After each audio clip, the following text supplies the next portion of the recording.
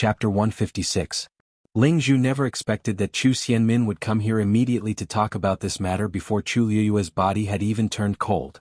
Even if Chu Liyue had severed ties with the Chu family, they still had the same blood flowing in their veins. How could Chu Xianmin say all this without changing her expression? Wasn't she stepping on Chu Liyue's dead body? Ling Zhu's expression was a little stiff. Xianmin, did you look for elder son just to talk about this? Chu Xianmin also noticed that his expression was a little off. She lowered her eyes and made a sorrowful expression. Teacher Ling Zhu, I know it's not appropriate to say this now, but the dead can't be brought back to life. As the living we should do what we should do. The Tianling dynasty is such a powerful existence. If we don't deal with this properly, this is not something you should worry about. You should go back and rest first. Ling Zhu looked at Chu Xianmin's sorrowful expression and felt nauseous. If Chu Xianmin cared about Chu Liyue even a little, she would never do such a thing. Since she could say it, why did she have to be so pretentious? Chu Xianmin did not notice Ling Zhu's gaze and asked hesitantly, "Then this matter? I'll discuss it with elder son when he's free." Ling Zhu averted his gaze. Chu Xianmin was then relieved. "Okay, I'll go back first. Please continue with your work." She then turned around and left. Walking out of Peach Garden, Chu Xianmin's lips curled up under her veil. Chu Liyue was already dead, and the academy would definitely find someone to replace him. Naturally, she was the most suitable person as the second in rank. The Tianling dynasty was a powerful existence that only existed in legends. If she could use this opportunity to build a relationship with them, she would not have to worry about not being able to achieve great things in the future. Now, everyone said that she was down and out and no longer had her former glory. Even the servants in Crown Prince Mansion dared to treat her badly. When she made a comeback, she would see how those people would continue to mock her. Ling Zhu watched Chu Xianmin leave. When her figure completely disappeared, he finally let out a long sigh and rubbed between his brows. Other than anger, there was also confusion in his heart. When did Chu Xianmin become like this? Or had he misjudged her from the very beginning? After settling this matter, Chu Xianmin wanted to go back and have a good rest. However, before she could reach her residence, the Chu family sent someone to inform her that Chu Yan had been beaten half to death by Chu Ning. Lu Yao wanted her to go back quickly. Chu Xianmin was shocked, but she did not care about her injury. She applied for leave from the teacher and returned to the Chu family. Chu Xianmin had mixed feelings when she walked to the Chu family's door again. She did not want to go in for a moment. Ever since she married into the Crown Prince's residence, she had not returned to the Chu family. At that time she had been coldly married off. It could be said that she had lost all the faith she had accumulated over the past 10 years.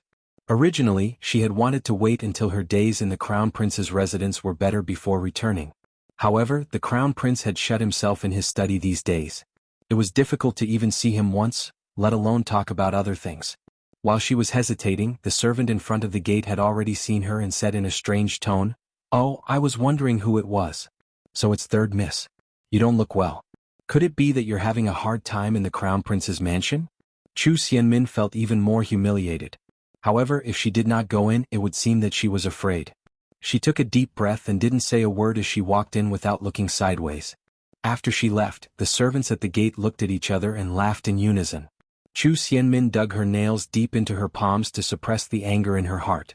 Along the way, the servants who passed by all mocked and ridiculed her when they saw her. They did not take her seriously at all. When Chu Xianmin finally reached Chu Yan and Lu Yao's residence, her palms were already bleeding from the clenched fists. Lu Yao was standing outside the door. When she saw her, she hurriedly walked over. "Minmin, you have to save your father." Chu Xianmin took a deep breath and walked into the house. "How is father now?" Lu Yao wiped the corners of her eyes and said resentfully, "It's all because of that Chu Ning. He actually beat your father up like that on the streets. If he hadn't been treated in time, I'm afraid." Chu Xianmin walked into the house and saw that Chu Yan was still unconscious. His face was bruised and swollen, and there was almost no part of his body that was unharmed. One could imagine how ruthless Chu Ning was. How did father get hurt like this? Didn't the residents invite anyone to come and take a look? Lu Yao sighed helplessly. "Ever since Chu Liyue came and caused a ruckus, your father's and my status in the residence plummeted, and we became a thorn in everyone's side. They couldn't be happier that your father was beaten up. Why would they help get someone to come and take a look? Most of the money under your father's and my name has been taken away by them. What's left is not enough to invite those famous doctors. We can only drag it on like this." Min, I asked you to come back this time to ask if you have any way to help. At the mention of this, Chu Xianmin was also very frustrated. Wasn't this part of the reason why the Chu family treated her like this? What can I do? I'm already in a difficult enough situation myself. How can I help you? Besides, the Crown Prince has been staying in the study. I can't even see him, let alone ask the Crown Prince for help. Lu Yao was also anxious. Then what should we do? Are we just going to watch your father suffer like this? Chu Xianmin was silent for a while before she finally said, Forget it. Don't be anxious now. I'll think of a way to raise some money for you to hire a better doctor for my father first. I'll think of a way to deal with the Crown Prince. After this period of time, the Tianling dynasty's people will come, and it will be our day to shine. Lu Yao was confused. What? Where did this come from? Chu Xianmin touched the veil on her face. Chu Luiyue is dead. I'll take her place and meet the Tianling dynasty's envoy. As long as I meet him, I'll have a chance to make a comeback. Lu Yao's eyes lit up. Why didn't she think of that? When Chu Xianmin returned to Crown Prince Mansion, it was already night time. She went straight to the study and wanted to see the Crown Prince. As expected, she was rejected again. However, she did not go back directly this time. Instead, she was very persistent. Your Highness, I know that you've been troubled recently, so I'm here to help you. Please meet me. If you don't think it's possible, I won't disturb you again in the future. After saying that, she waited quietly. After some time, Rong Jin's voice was finally heard. Let her in. Let her in. A better reading experience comes from the Love Network. Chapter 157. Chu Residence. Chu Ning was unconscious for a day. He only woke up the next morning. He opened his eyes and took a while to recognize that he was in his own house. No, wasn't he at Tianlu Academy discussing with Elder Sun about going to Wanling Mountain to find you, or? Why was he back home in the blink of an eye? He struggled to get up but knocked over the teacup beside the bed. Hearing the commotion, the person waiting outside hurriedly came in. Lord Chuning, you're awake? Chuning looked blankly at the man who came in. You are? I'm a teacher at Tianlu Academy, xianxia. Elder Sun asked me to send you back. Now that you're awake, I can go back without worry. After guarding outside for a night, xianxia looked a little haggard, but his eyes were full of sincerity. You were too anxious, so you suddenly fainted yesterday. It's not a big deal. You just need to rest for 2 days and you'll recover. Chuning finally reacted. Thank you. xianxia hurriedly shook his head. You're welcome. We're all worried about your health. Please take care. Since you're fine now, I'll take my leave first. Chuning nodded. xianxia saw that he seemed to have calmed down and he felt relieved. He reminded him a few more times before turning to leave. Chuning, who was sitting in the room, heard the sound of the door opening and closing clearly. His eyes were empty like a bottomless abyss. After a while he finally got up and walked out with stiff and heavy steps. Not long after xianxia walked out, he heard footsteps behind him. He turned around and saw Chuning walking out as well. He was expressionless and his whole body emitted a cold aura. xianxia walked back quickly. Lord Chuning, why are you out so soon? You need to have a good rest. Chuning pushed away his hand that was about to support him and said word by word, I'm going to find you, I've already been delayed for an entire night yesterday. I can't be late again today. I have to go quickly. xianxia was helpless. Given Chuning's current state, people might even believe that he had gone mad. How could he let him go to Wanling Mountain alone? He tried to pull him back but failed. He could only run in front of Chuning and block his way. Please listen to my advice. Lord Chuning, no matter what you want to do, you should first take care of your body, right? Now that you're like this, what if something happens? Chuning walked around him and stubbornly walked forward. I must go, I must go. At this moment, a young girl's clear voice suddenly came from behind. Father, where are you going? Chuning's body trembled. He couldn't be more familiar with this voice. But, could it be that he missed you, too much that he was hearing things? Father? The voice was right behind him. Chuning wanted to turn around immediately, but his body was extremely stiff and he couldn't move at all. xianxia raised his head and saw a young girl coming from the corner of the Bluestone Road. She was slender and graceful, and her appearance was clear and beautiful. The corners of her mouth held a smile, and her pair of limpid autumn water eyes shimmered with light, and it actually caused everything in the surroundings to lose color in an instant. Who else could it be but the dead Chu Luiyue? xianxia's heart trembled. He opened his mouth and couldn't help but point a finger at her. You're Chu Luiyue? Chu Luiyue looked at him in confusion. Teacher xianxia, don't you recognize me? Although she didn't have much contact with this teacher, it seemed that she should recognize him. Xianxia fiercely pinched himself. It was excruciatingly painful. But he immediately rejoiced in his heart. It's really you. It's really you. He excitedly patted Chuning's arm. Lord Chuning, quickly look.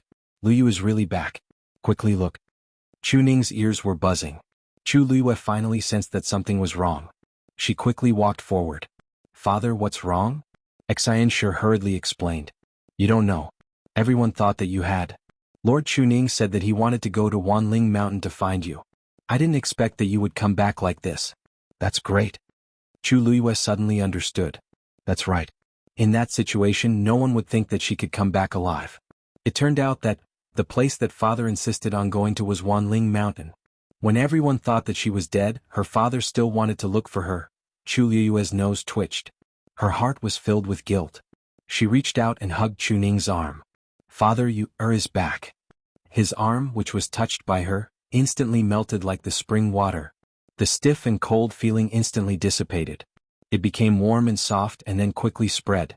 Chuning's body could finally move. He slowly turned his head and finally saw the face that he thought he would never see again. Chu Liyue was shocked when she saw his appearance. In just a few days, the originally clean and handsome Chuning seemed to have changed into another person. His face was unshaven, his eyes were dark green and his eyes were bloodshot. Especially between his brows, there was a trace of gray and dispirited aura that was faintly discernible. His entire person was like a walking corpse that had lost its soul. Her eyes instantly turned red. Father, I'm sorry. You came back late. Chuning looked at her without blinking. He held her hand tightly as if he was afraid that she would disappear again. You are. His voice almost broke Chu Liyue's heart. She held back her tears. Father, let's go home first. Yes. Let's go home. Chuning finally came back to life. Let's go home. Xianxia was also very happy at the side. Lord Chuning, Liu, you two go home first. I'll go back to the academy and tell elder son and the rest that you're back. They've been worried sick these few days. After that he turned around and left quickly. Xianxia actually admired Chu Liyue very much. Now that he saw that she had returned safely, he was also very happy. He couldn't hide the smile on his face. When they reached the academy, many people were curious when they saw his energetic and smiling face. Not long after they bumped into Bai Chen. Bai Chen asked curiously, Xianxia, didn't elder son send you to take care of Lord Chuning? Now that you're back, is Lord Chuning better? Xianxia chuckled. Of course. Not only is he better, but he's completely recovered. Where's elder son? I have something important to tell him immediately. Bai Chen looked at him and found it very strange. Are you serious? Lord Chuning was heartbroken yesterday. Why is he completely recovered now? Elder son is still busy. What's so important that you have to tell him so urgently? Xianxia patted his chest. I won't hide it from you. Anyway, the whole imperial city will know about this very soon. Chu Liyue. She's back alive. Chu Xianmin, who had just walked in, suddenly stopped in her tracks as if she was struck by lightning. She looked up in disbelief. Mobile users, please browse and read. A better reading experience comes from Love Network. Chapter 158. Bai Chen was shocked. What did you say? I said Chu Liyue isn't dead. She's still alive. She even came back to the imperial city this morning. She's accompanying Lord Chuning at home. Xianxia repeated his words with confidence. Elder son has been blaming himself for this for the past 2 days. I'll go tell him the good news now. Then he laughed and was about to leave. Bai Chen hurriedly pulled him back and asked in disbelief, Is what you said true? Elder son clearly said that little Lu Yu was swallowed by the black flying python's black whirlpool. Logically speaking, she should have died. How could she still be alive? Actually, I find this strange too. However, she was standing in front of me just now. I have no choice but to believe it. Bai Chen, if you still don't believe me, why don't you go and see for yourself? However, the father and daughter are finally reunited. I think it's not too late to wait until she takes care of Lord Chuning and returns to the academy. Okay, I won't talk to you anymore. I'll go and find elder son. Xianxia walked away quickly after he finished speaking. Bai Chen hesitated for a moment but did not want to disturb them at this time. He had seen Chuning state the day before. The father and daughter probably had a lot to talk about. He should wait here patiently. Hey Xianxia, wait for me. I'll go too. Bai Qin shouted and quickly caught up with xianxia's footsteps. He wanted to listen carefully and find out what was going on. The two of them left for a while, but Chu Xianmin, who was standing at the door, still could not react. Chu Liwei is still alive. How is this possible? Elder Sun had clearly said that she had already died in the hands of the black-winged heaven-devouring python. Why had she returned now? This is ridiculous. This sounded like a fantasy story, but Teacher Xianxia had no reason to lie. Judging from his expression, it was obvious that he had confirmed it. However, if Chu Liwei really came back alive, then what should I do? Chu Xinmin's face turned pale at this thought. Last night she finally got the chance to meet the Crown Prince. She told the Crown Prince that she could replace Chu Liwei as the #1 warrior and meet with the envoy of the Tianling dynasty. As long as he grasped this opportunity, there was still hope. He might even be able to improve the Crown Prince's situation. Although she did not know what had happened, she vaguely guessed that the Crown Prince had been punished by His Majesty. If he wanted to help the Crown Prince, he needed someone important to speak up for him. The Crown Prince had clearly thought of this and treated her much better. Not only did he allow her to move to Wutong Garden, which was closer and better to his residence, he also gave orders to reward her with many things. The servants of the Crown Prince's residence were the best at adapting to the situation. When she left the residence in the morning, they changed their previous disrespect and became much more attentive. She had just asked someone to invite a doctor to treat her father, thinking that all the problems would be solved. But now, she forced herself to walk forward, but as soon as she took a step, she realized that her legs were weak and she fell to the ground. The news of Chu Liwei coming back alive from Wanling Mountain spread quickly in the college and then to the entire capital city. A stone stirred up 1,000 ripples. Some were shocked, some were happy, and some were angry. For a moment, some were happy and some were sad. Many people wanted to find out what had happened, but Chu Liwei stayed at home to take care of Chu Ning. He did not even leave the house for the whole day. Her heart ached for Chu Ning to be so haggard because of her. She threw everything else to the back of her mind and took good care of him. She also took the time to rest. Chu Liu's return put Chu Ning and the rest at ease, but some others were stunned. The Chu family. After the doctor Chu Xianmin sent for left, Chu Yan woke up and saw Lu Yao beside him with a gloomy face. He was about to get up, but he realized that he could not move at all. He then remembered that he had been beaten up by Chu Ning the day before. His mood immediately became irritable and gloomy. Who are you showing your gloomy face to? The couple had not had a good time in the Chu family recently. Chu Liu's incident had directly exposed the two of them, especially Lu Yao. She had been embezzling for so many years. Now that she had been found out, the rest of the Chu family would not let her off easily when they realized that their interests had been harmed. In addition, they did not have the Crown Prince's support now, so they were naturally even more unscrupulous. Lu Yao's right to manage the company was taken away. Even the shops under Chu Yan's name were all taken back. On the surface, he was still the Chu family's third young master, but he no longer had the right to speak. Those people who used to curry favor with him had now changed their attitude and were hitting him when he was down. Even now, no one came to take a look at him when he was beaten up like this. Lu Yao glanced at him and frowned. Do you know that Chu Liwei is still alive? Chu Yan was stunned. What nonsense are you talking about? She came back this morning. The whole imperial city knows about it now. She didn't die in Wanling Mountain. Lu Yao knew better than Chu Yan how serious this matter was. Min Min's plan was completely ruined. No, we can't just sit here and wait for death. Lu Yao got up and paced back and forth in the room. Suddenly, a light flashed across her heart. Wait, Chu Liwei came back alive. Then, what about Gu Mingzhu? She quickly walked to the side and started writing a letter. Chu Yan was even more confused. What are you doing? Lu Yao did not even look up. Writing a letter to Madame Gu. What time is it now? You still have the mood to do this kind of thing? Chu Yan was fuming with anger. However, Lu Yao smiled. It's better to do this now. Rumor has it that Chu Liwei and Gu Mingzhu died together. But now that Chu Liwei is back, there is no news of Gu Mingzhu. Obviously she is really dead. Is there nothing wrong with this? Chu Yan was stunned for a moment before he quickly understood. You mean? Lu Yao's lips curled into a sinister smile. So what if she came back alive? There are many people in the imperial city who want her life. That night, the letter was sent to the Gu family. The next day, Chu Liwei saw that Chu Ning had recovered a lot. She was relieved and went to the academy.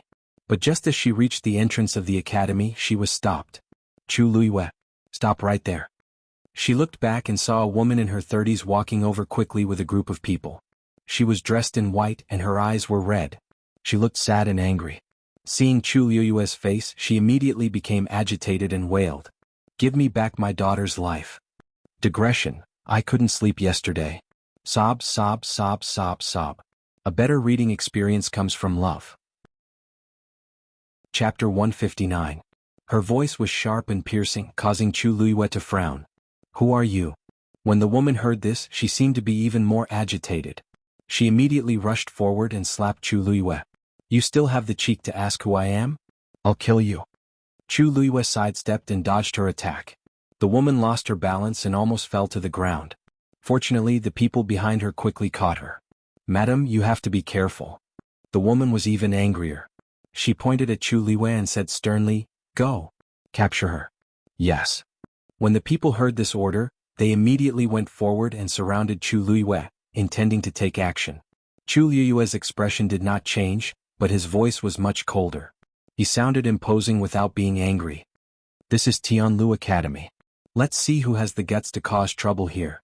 This sentence successfully made the people stop in their tracks and feel uneasy. That's right. No matter what, this was Tianlu Academy's entrance. If they really did something overboard here, Tianlu Academy would not let them off. However, the woman did not seem to hear Chu Liyue's words at all. Her voice rose an octave. "Why are you still standing there? Take her down right now. If the Gu family wants to capture someone, who dares to stop us?" The Gu family? Chu Liyue's mind raced. He finally remembered this woman's identity. She was the wife of the head of the Gu family, Gu Yunfei. She was the mistress of the Gu family, Yu Jinling. The original owner of the body had only seen this woman once, and it had been a few years ago. When Chu Liyue saw her, he only felt that she looked familiar. However, he did not remember anything. However, since she was so arrogant and kept saying, "My Gu family," it was not difficult for people to guess who she was. Chu Liyue finally understood what she meant when she said those words at the beginning. This was because Yu Jinling was Gu Mingzhu's biological mother. "Oh, it's Madame Gu. I don't seem to have any dealings with your Gu family, and I haven't done anything wrong to you, have I? I wonder why you've mustered such a large force to capture me?" Yu Jinling was so angry that she laughed. She looked at Chu Liyue with resentment in her eyes. "You still have the nerve to say that? You know best what you've done." Chu Liyue's expression did not change. "I really don't know. Why don't you explain it to me first?" Yu Jinling was so angry that her whole body trembled. "What's going on? Why are you making so much noise so early in the morning?" Just as the two sides were in a deadlock, someone walked out from the academy's gate. Chu Liyue turned around to take a look. Teacher Bai Qin. When Bai Qin saw Chu Liyue, her heart skipped a beat. Even though he had already heard the news yesterday, seeing it with his own eyes still made him excited. "Little Liu. It's really you?" He quickly walked up to Chu Liyue and looked at her carefully. You're really fine?" Chu Liyue's lips curled up slightly. "Yes, I'm fine. Don't worry." Good, good, good. It's good that you're back. It's good that you're back." Bai Chen's emotions were in turmoil. He had a lot to say, but only this sentence was left. He kept repeating it over and over again. He heard that there was a commotion outside the academy, so he wanted to come and take a look. He did not expect it to be Chu Liyue. His heart, which had been restless all night, could finally be at ease. When his emotions had calmed down a little, he looked around and his expression suddenly became a little bad. These people seemed to want to make a move on Liu. His gaze finally fell on Yu Jinling. "Mrs. Gu, why are you here?" Yu Jinling took a deep breath and suppressed the anger in her heart. She said coldly, "Teacher Bai Chen, this is between the Gu family and Chu Liyue. You'd better stay out of it." Bai Chen was amused. "Mrs. Gu, what are you saying? Liu is a student of Tianlu Academy. If you want to take her away now, don't we even have the right to ask?" Yu Jinling was not a fool. She could immediately tell that Bai Chen was on Chu Liyue's side. The Gu family was respected, but Tianlu Academy was not to be trifled with. If Bai Chen was determined to protect Chu Liyue, then she really could not take Chu Liyue away by force. "Why don't you ask Chu Liyue this question instead of me?" Bai Chen looked at Chu Liyue questioningly. Chu Liyue shrugged. "I don't know what happened either. When I walked to the academy's entrance, Mrs. Gu rushed over with her people and wanted to take me away without saying anything. She even said that she wanted me to pay for her daughter's life." When Bai Chen heard this, he suddenly understood something and looked at Yu Jinling suspiciously. "Mrs. Gu, are you saying that Liu killed your daughter, Gu Mingzhu?" "That's right." When she heard her daughter's name, Yu Junling's emotions, which had just calmed down, became agitated again. Tears gushed out crazily. It's her. She killed my only daughter. Bai Chen's expression became a little strange. Mrs. Gu, this involves a life. You can't speak carelessly. I understand your grief over losing your daughter, but the situation at Wanling Mountain was chaotic. Even we didn't know what happened. How can you be so sure that it was Lu Yu who killed your daughter? Of course I'm sure. I've already asked around. Back then, Mingzhu and Chu Luiyue were trapped on a mountain together. They were besieged by the black flying python and countless fiends. Under such circumstances, why did Mingzhu die and only Chu Luiyue come back safely? She must have done something. Yu Junling shouted confidently and angrily as if she had seen it with her own eyes. Bai Chen didn't think much of it. He even found it a little ridiculous. So, just because Lu Yu came back alive alone, you're certain that she killed Gu Mingzhu and wanted her dead? Yu Junling rebuked coldly. Isn't that enough? Otherwise, why don't you ask her to personally explain how she managed to escape alone under that kind of situation? If Chu Luiyue was also dead, she would have nothing to say. She could only admit that she was unlucky. But now, Chu Luiyue was standing here, safe and sound, while her daughter's corpse was nowhere to be found. How could she not hate her? Bai Chen was speechless. Do you have any evidence for what you said? If you don't have evidence, it's slander. Yu Junling was stunned. For a moment she didn't know how to respond and seemed a little guilty. Chu Luiyue gently rubbed between her eyebrows and said calmly, "There's no evidence or evidence. Just based on your own imagination, you're sure that I'm guilty and even want to take me away? Madame Gu, aren't you being too unreasonable?" Yu Junling was rendered speechless by the two of them. Her face, which was originally red from crying, quickly turned pale. But she had seen much of the world and the Jiao quickly defended herself. She quickly said, "Then explain yourself clearly. What exactly happened at that time? Why are you the only one who came back safely? If you already had the means to escape, why didn't you help Mingzhu?" Chapter 160. Why didn't she help? Chu Luiyue sneered in her heart. Instead, she wanted to ask herself why she should help. She and Gu Mingzhu were not related at all. Moreover, Gu Mingzhu had betrayed her to the black flying python in order to save her own life. She had yet to settle this score. How could the Gu family have the nerve to ask her to pay for Gu Mingzhu's life? Chu Luiyue said indifferently, "The situation was critical at that time.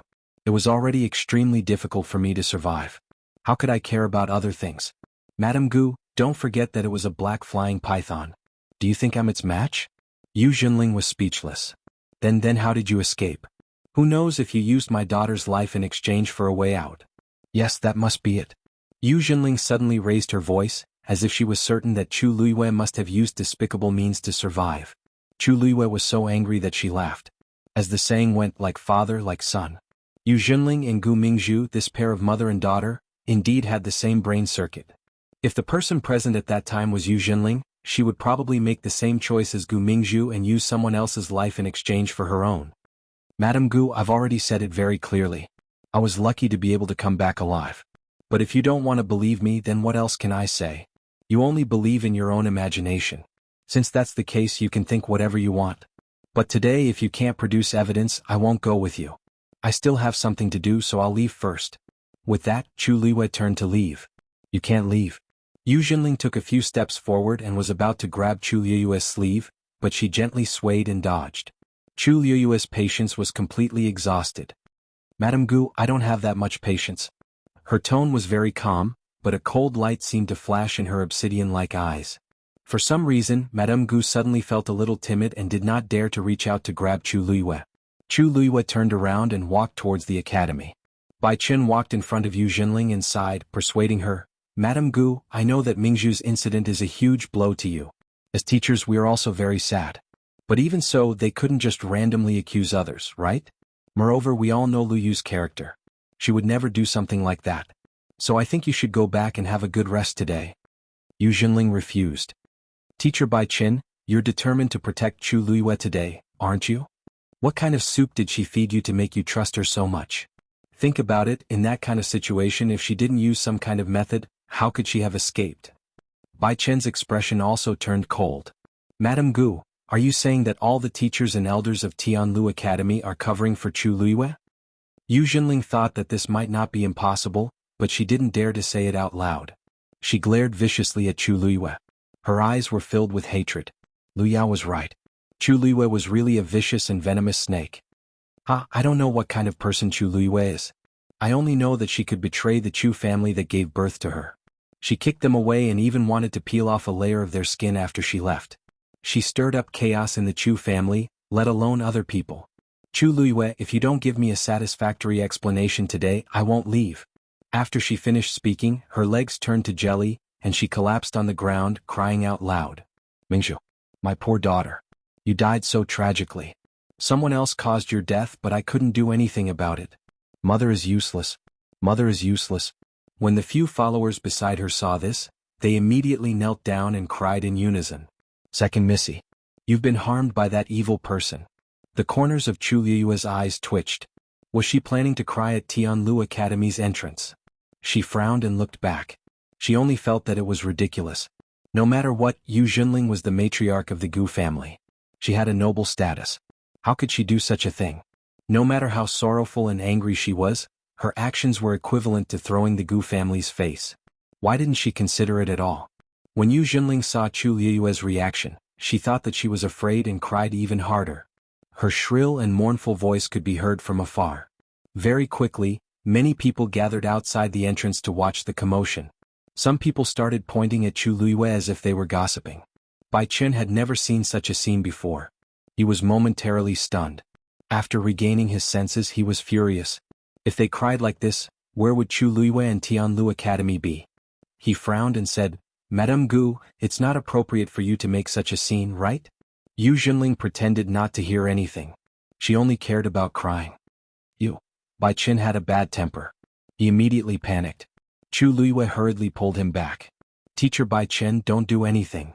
With so many people watching, whoever made the first move would be in the wrong. Bai Chen was extremely frustrated. Are we just going to let them make a scene here? What about your reputation? The surrounding people had already heard the gist of the situation. They started discussing in low voices. I was wondering why this person's identity was so special. So she's the Gu family's matriarch. No wonder she dared to go against Tianlu Academy. That's not right. Tianlu Academy is not that easy to provoke. You don't know this, right? Gu Mingzhu was her only daughter. She relied on Gu Mingzhu to stabilize her position in the Gu family. Now that Gu Mingzhu is dead, there are many people coveting her position. She's in danger now. Chapter 161. She guiltily avoided Chu Liyue's gaze and deliberately raised her voice. What are you talking about? No one taught me anything. I'm the one who wants to seek justice from you. If you don't give me an explanation today, I won't leave. Chu Liyue softly said, Oh. Madame Gu, it's fine if you don't say anything, but you have to think carefully. Is it worth it to sacrifice your status as the Gu family's matriarch just for a moment of pleasure? Yu Junling really couldn't cry now. What are you trying to say? What do you mean by it's not worth it? Chu Liyue sighed. She really didn't know how Yu Junling had protected her status all these years. She was so extreme and easily instigated by others. She even helped others count the money after being betrayed. It was really useless to persuade her. She calmly said, You insist that I caused Gu Mingzhu's death, but you can't produce any evidence. If this matter spreads, it won't do me any good. It's the same for you, Madame Gu. After all, to be more precise, you're slandering me. Who's slandering you? You've done something wrong, but you don't dare to admit it. Yu Junling was certain that Chu Liyue had something to do with Gu Mingzhu's death. She wouldn't listen to anything now. She sneered. Chu Liyue, do you think you're very proud now? Yes, you got into Tianlu Academy and became a so-called genius. Normal people really don't dare to provoke you. Even the Chu family is being toyed with by you. It's falling apart because of you. However, who knows how you obtained all of this? You were clearly a cripple with a blocked Yuan meridian a few years ago. Now, under this so-called genius title, who knows what secrets are hidden? If you're really honest, do you dare to say it clearly in front of so many people? These words came out like a string of cannonballs, which immediately silenced the surrounding people. Countless pairs of eyes looked at Chu Liyue with curiosity and excitement. Obviously, they also wanted to know the answer. After hearing this, Chu Liyue relaxed her brows. As expected, it was still related to the Chu family. There were only a few people who hated her to the core. She didn't need to ask to guess. However, in order to deal with her, he had gone through so much trouble and even encouraged Yu Junling to bring the Gu family to cause trouble. He was really brainless as usual. She whispered, Mrs. Gu, you're standing up for someone. Don't be unaware that you're being used in the end. Yu Jinling sneered. What? Can't say it? Let me tell you, even if this matter is brought up to His Majesty, I will not let you off easily. Only your death can make up for my daughter's life. From the looks of it, he was determined to fight to the death with Chu Luiyue. Madame Gu, aren't you going overboard by asking for the life of a Tianlu Academy student? An old and deep voice rang out, immediately suppressing the cries of Yu Jinling and the others. Chu Luiyue looked at the person in surprise. Elder son? Why are you here? Elder son looked at her and tried his best to maintain a calm expression. However, he couldn't help but look happy. I heard that you were back, so I wanted to come and take a look. I didn't expect to hear cries from afar. So, someone is making things difficult for you. Chu Luiyue coughed in embarrassment. Sorry to disturb you. It's not really a disturbance. Even if it is, it's someone else. It's not your fault. As elder son spoke, he looked at Yu Jinling and saw her sitting on the ground without a care for her image. His face darkened. Madame Gu, what are you doing? Yu Jinling was shocked. She didn't expect elder son to appear. Although she was furious, she knew that elder son was one of the top people in Tianlu Academy. She didn't dare to be impudent in front of him. Thus, she hurriedly stood up and said, Elder son, you came at the right time. Mingzhu is also a student of the academy, but she died tragically outside. Even her corpse. As she spoke, tears flowed down her face again. All of this is Chu Luiyue's fault. She caused Mingzhu's death. Such a vicious person doesn't have the right to stay in Tianlu Academy. Elder son's frown deepened. Luyu caused Mingzhu's death? Where did you hear this from? Why don't I know about it? Elder son. Do you know that the two of them were trapped on a mountain? Mingzhu is dead, but Chu Luiyue is still alive. Don't you think it's strange? You, elder son looked at her with a heavy gaze and interrupted her mercilessly. Of course, I know about this because I was at the foot of the mountain. I saw it clearly. Yu Jinling was stunned and immediately rejoiced. That's great. So, you saw everything that happened at that time? Chu Luiyue caused Mingzhu's death, right? Chu Luiyue, don't you want evidence? Elder son is here. His words are the evidence. As one of the great elders of Tianlu Academy, Sun Zhongyan's status was extraordinary. Normally he would not side with anyone. No one would doubt the truth of what he said. Chu Luiyue was also surprised. Elder son, you were there at the time? Elder son nodded. Only the two of you were trapped, so I let the others leave first. I went alone to save the two of you. However, when I reached the foot of the mountain, I realized that it was occupied by countless fiend beasts. There was no way to enter, let alone anything else. Chu Luiyue understood, and her heart warmed. I see. She did not expect this to happen. Elder son could be considered to have done everything he could for them. You don't have to blame yourself. The situation was critical. If you had barged in, you would have been in trouble. Elder son sighed. I saw the two of you being swallowed by the black whirlpool with my own eyes. That's why I thought you were. I didn't expect you to return safely. He was actually very curious. He did not know how Chu Luiyue had escaped, but now was not the time to ask. He stepped forward and looked at Yu Jinling. Madame Gu, you should apologize to Luyu. Yu Jinling was stunned. What? Elder son said word by word. That's because the person who betrayed her fellow disciples in exchange for a chance to live was not Chu Luiyue, but Gu Mingzhu. Digression. The remaining two photos were slightly later, around noon. Mobile users, please browse and read. A better reading experience came from Love Network. Chapter 162. Elder Son's words were full of energy. It was like a sudden clap of thunder. Not only Yu Jinling but everyone else was also dumbfounded. This meant, Elder Son? What are you talking about? Yu Jinling subconsciously retorted, the one who is alive now is Chu Luiyue. The one who is dead is my Mingzhu. How could it be? At that time, Chu Luiyue and Gu Mingzhu were trapped on the mountain. The black flying python led many magical beasts and surrounded the mountain. Actually, from the beginning, the black flying python wanted to kill Luyu. But at that time, the black flying python was trapped for some reason. Luyu wanted to take the opportunity to escape. But just as she was about to escape, Gu Mingzhu stopped her. Not only did she attack Luyu, she also hugged her leg and didn't let her leave. Although I was some distance away, I saw that she was holding Luyu back while talking to the black flying python. But the black flying python didn't care and directly swallowed her into the black vortex. Luyu was dragged down by her and couldn't hold on for long. She was also sucked into the vortex. With every word Elder Son said, Yu Jinling's face turned paler. In the end, she was as pale as a ghost. Her strength seemed to have been sucked away in an instant. She was on the verge of collapsing. The people beside her quickly went forward to support her. Impossible. This is impossible. Mingzhu isn't that kind of person. She wouldn't do such a thing. She appeared fierce on the outside but was weak on the inside. Although she appeared to be strong on the surface, she actually felt a little guilty. Gu Mingzhu was her daughter, so she knew her best. When Gu Mingzhu returned home, she had repeatedly expressed her dissatisfaction with Chu Luiyue. Later, she made a bet with Chu Luiyue and lost 2 level 5 Shen formation diagrams. Gu Mingzhu hated her even more. The two of them were trapped. She might really, elder son said coldly. Madame Gu, are you saying that I'm lying? Yu Jinling couldn't speak. Her forehead was already covered in cold sweat. How could she dare to say that elder son was lying? Moreover, even if she didn't believe it, elder son was a person of virtue and prestige. Others would definitely think that what he said was true. Yesterday, when she received Lu Yao's letter, she was blinded by anger. All she wanted was to take Chu Luiyue's life. But now, even elder son stood up for Chu Luiyue. The situation had already been decided. Even if she continued to cause trouble, it would be useless. Seeing Yu Jinling like this, everyone came back to their senses. Yu Jinling originally wanted to cause trouble for Chu Luiyue, but now that elder son had spoken, she could no longer pester endlessly. Seeing that the situation was not right, a few people in the crowd quietly turned around and left. Chu Luiyue glanced at him but did not stop him. Who is Chu Luiyue? Gu Yunfei said coldly, do you want me to apologize on your behalf? Yu Jinling was shocked, and her aura immediately weakened. Without Mingzhu, her position in the Gu family was very dangerous. If she offended the family head now, then, she gritted her teeth and her legs felt like they were filled with lead.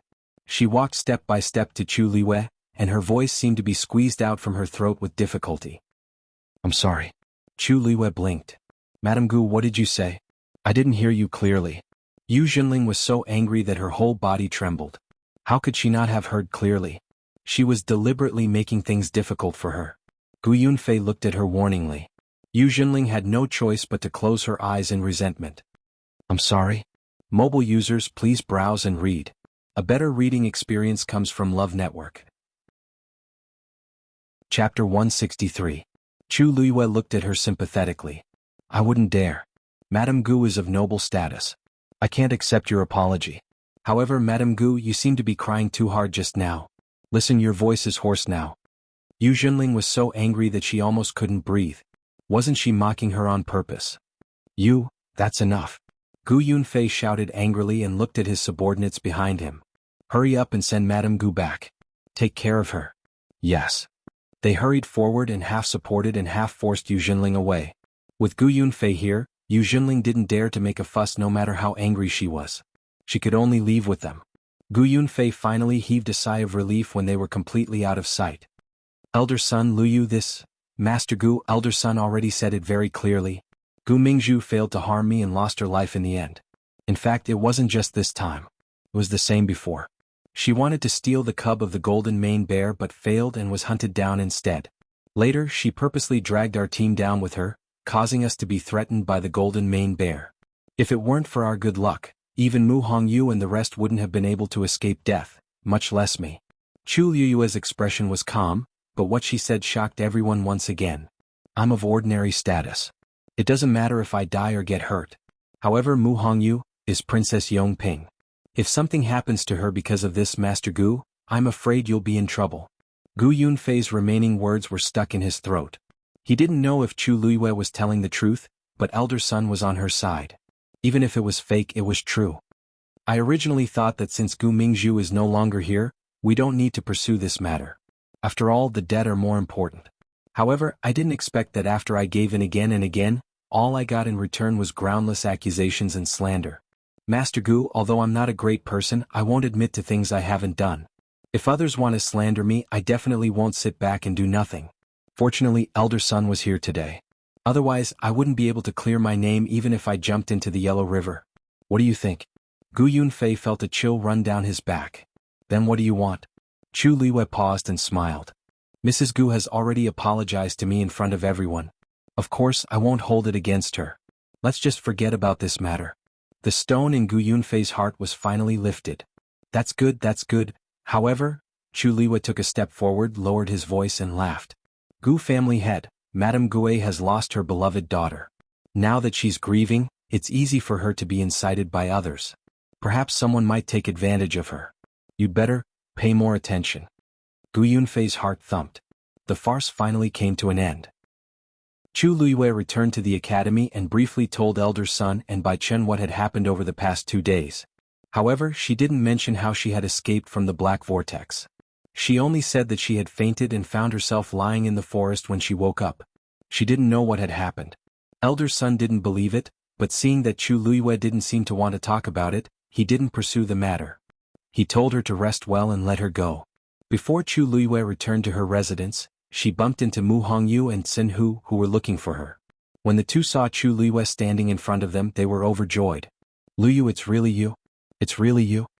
Mu Hongyu hugged her, crying and laughing at the same time. Xinhu scratched his head and laughed so hard that the corners of his mouth almost reached the back of his head. "Ah! I told you that Luyu wouldn't go back on her words. We agreed to meet outside the mountains. Isn't it true now?" Chu Luiyue saw that the two of them looked haggard and knew that they had been suffering for the past few days. Her heart ached as she patted Mu Hongyu's shoulder. "I've always been a man of my words. On the other hand, the two of you look so sickly." Mu Hongyu wiped her tears. "Of course not." As she spoke, she couldn't help but burst into laughter. "I heard that the matriarch of the Gu family came to find trouble with you? How could they have the cheek to do that?"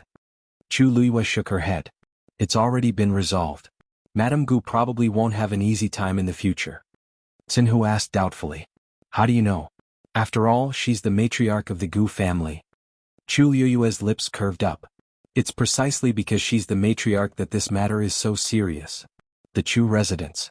After hearing the news from the servants, Lu Yao was in a daze for a long time. She sat in her chair in a daze and muttered in disbelief.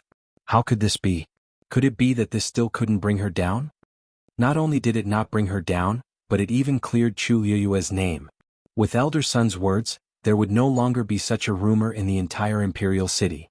Chu Luiyue had cleared her name without any effort. What exactly did she rely on to avoid danger time and time again? "It's all because of you. Now, everyone knows that Elder Sun is also Chu Luiyue's backer." Chu Yin was seriously injured and couldn't get out of bed. Her temper had become even more irritable, and she would scold her frequently. Lu Yao was vexed. "I didn't know that things would turn out this way. It's all because you're brainless." Just as the two of them were quarreling, hurried footsteps suddenly came from outside. Lu Yao took a look and saw a group of people rushing into the courtyard. They looked unfriendly. "What are you doing? Is this a place where you can come in as you please? All of you get out."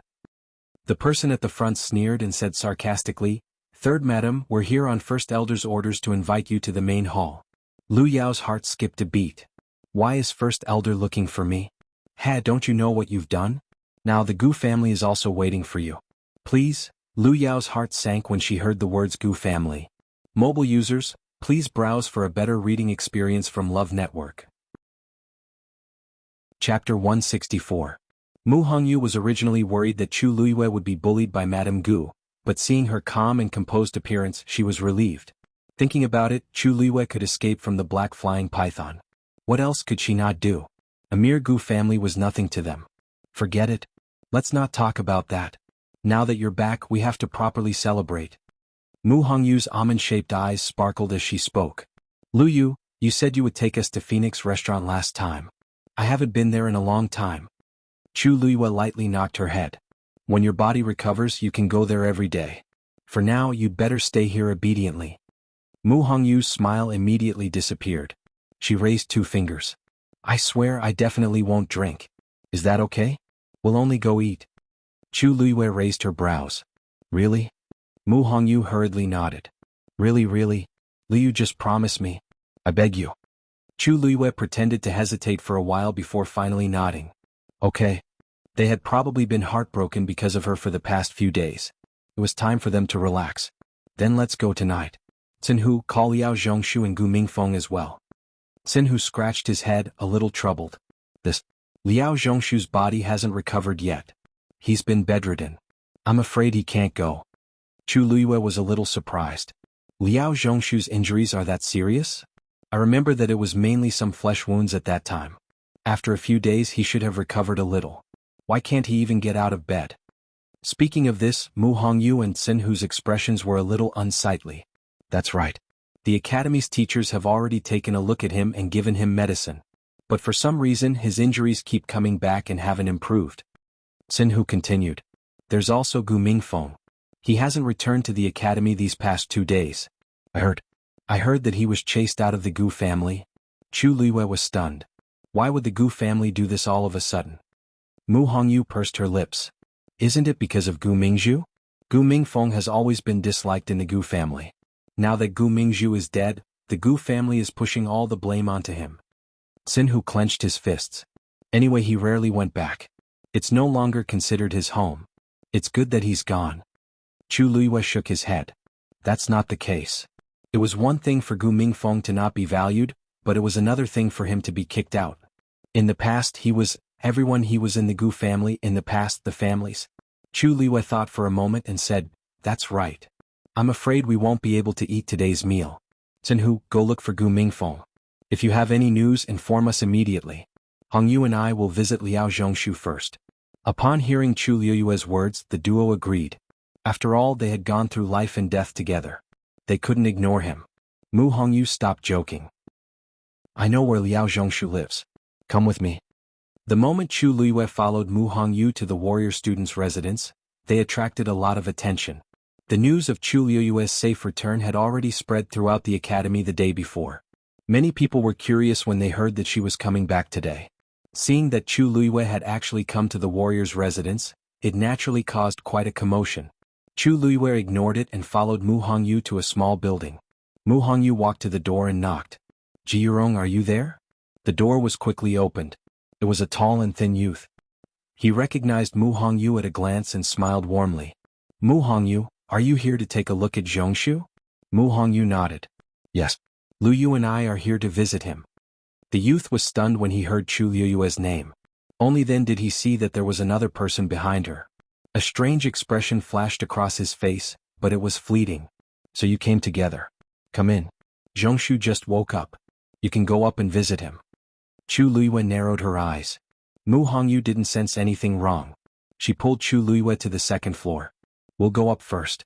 Sorry to trouble you these few days. Jiyurong smiled. We're all classmates. It's my duty. You guys chat. I have something to do, so I'll go out first. After saying that, he simply packed up his things, closed the door and left. Chu Liyue looked back at him. She didn't know if it was an illusion, but she felt that Jiyurong's footsteps seemed to be fleeing. As she went up the stairs, she asked, that Jiyurong also lives here? That's right. He's been living here with Zhongshu. This is the martial artist area. Everyone lives together. It's not like you mystics who have good conditions and can each have your own courtyard. Zhongshu often talks about him, but he's a bit introverted and rarely interacts with us. Mu Hongyu said as she walked. However, he's really a good person. He's been taking care of Zhongshu for the past few days. Chu Liyue nodded and didn't ask any more questions. As they spoke, the two reached the bedroom on the second floor.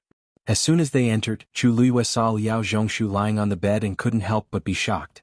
In just a few days, Liao Zhongshu had lost a lot of weight. His cheeks were deeply sunken and his eyes were dim. He looked very haggard. Seeing Chu Liyue and Jiyurong enter, Liao Zhongshu revealed a pale smile and raised his hand with difficulty. You're here? Sit down. Mu Hongyu furrowed her brows. Why do you look worse than 2 days ago? Did you not take your medicine properly? Liao Zhongshu shook his head, his voice weak. It's fine if my body doesn't live up to expectations. But Liu, it's great that you're back. Even though he was sick, he had heard about Chu Liyue's matters. Thus, he was very happy to see her standing here in one piece. Chu Liyue stepped forward and put her hand on his wrist. What did the teacher say about your body? Liao Zhongshu's lips moved and he coughed. Cough cough. It's nothing. It's not a big problem. It's just that my body is too weak and I can't absorb the medicine properly. That's why I haven't gotten better. The teacher said to take the medicine for 2 days and see. Cough. Chu Liyue frowned slightly. Mu Hongyu asked curiously. Liu, did you see anything? Chu Liyue suddenly pulled the blanket off him. Hey Liu. Mu Hongyu jumped in fright and tried to stop her. Unfortunately, Chu Liyue was too fast and couldn't stop her. Liao Zhongshu didn't expect Chu Liyue to do this either.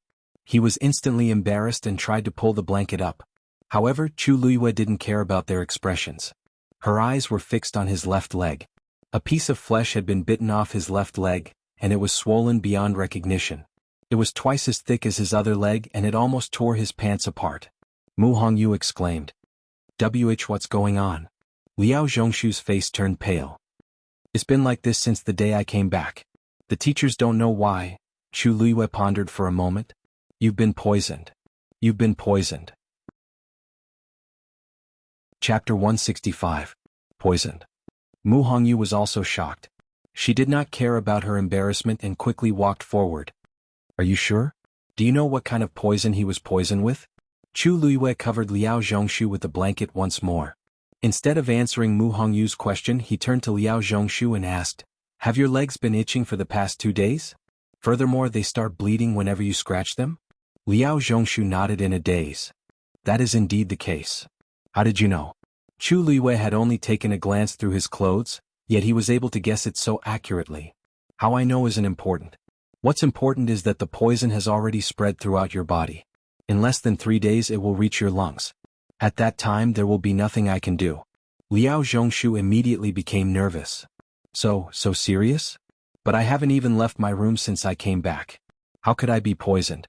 Furthermore, the teachers didn't say anything about it.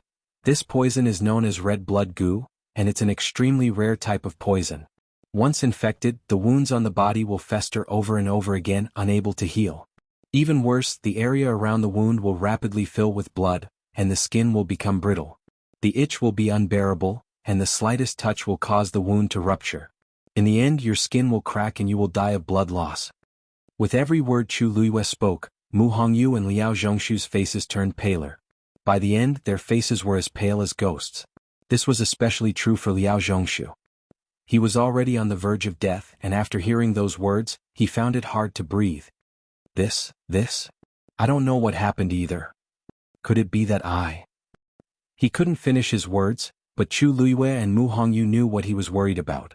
Even the teachers of the academy couldn't see through such a formidable poison, let alone treat it. This meant that he only had a few days left to live. Mu Hongyu looked worriedly at Chu Luiyue. Liu, is it really that serious? Then do you have any ideas? Since you were able to recognize it, you must have a solution, right? Liao Zhongshu also looked at her with a glimmer of hope. Chu Luiyue remained silent for a moment. I recognize this poison, but if you want to completely cure it, you need at least 100 herbs. Most of them are extremely precious. It will be difficult to find them in a short period of time. If it was her previous life, it wouldn't be a problem for her to deal with this kind of poison. But with the current circumstances, it was really difficult. There were some herbs that could not be found even in the entire country. The light in Liao Zhongshu's eyes gradually dimming eyes. He was stunned for a moment before he smiled bitterly. I guess I can only wait. Mu Hongyu looked at Chu Luiyue and then at Liao Zhongshu. Her heart felt like it was being roasted on fire. She and Liao Zhongshu had always had a good relationship. In addition, Liao Zhongshu had helped them a lot in surviving this time. The friendship between them had long surpassed that of ordinary fellow disciples.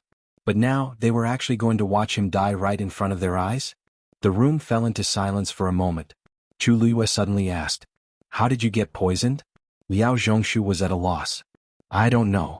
I was fine before I went to Wanling Mountain. But after I came back, my wounds kept worsening.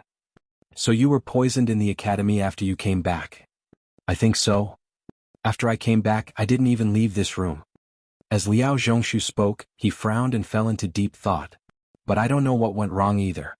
Ever since I came back to recuperate, I've been taking medicine and resting according to the teacher's instructions. I haven't touched anything else. Chu Luiyue crossed her arms and suddenly asked, How does Ji Yurong treat you? Him? He treats me very well. He has been taking care of me for the past few days. Do you suspect that he poisoned me?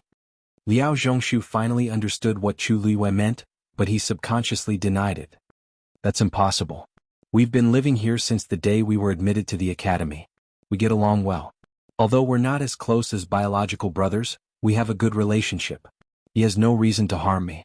Mu Hongyu could not help but interrupt. That's right. Liu, I know that Ji Yurong. He's a good person.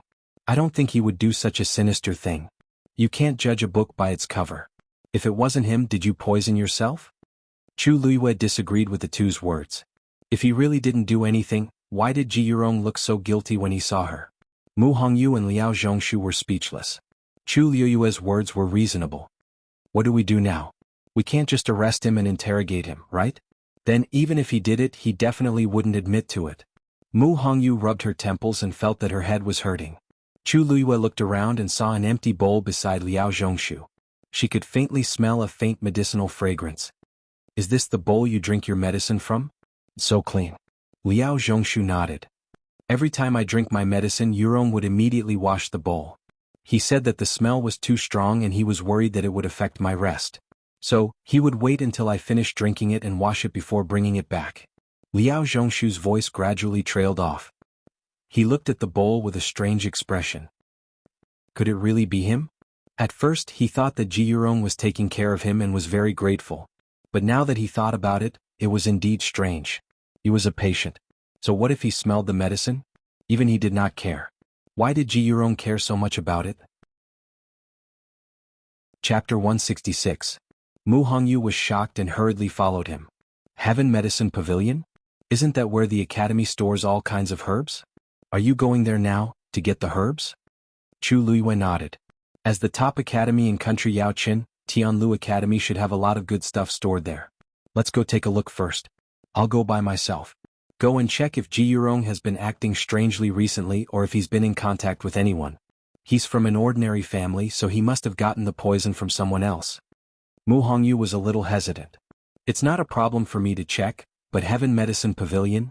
That place is the celestial physician's territory. I'm afraid it won't be easy for you to get the herbs there. Mu Hongyu's words were very tactful. In fact, for so many years, other than the celestial physician's people, it was difficult for others to even enter Heaven Medicine Pavilion. It was not that they did not allow people to enter, but the rules were too strict. The academy required that every student who wanted to get herbs from Heaven Medicine Pavilion had to make a declaration. They would only be allowed if they had a good reason. If it was the celestial physicians group, they could easily get what they wanted as long as they said that they wanted to refine medicine.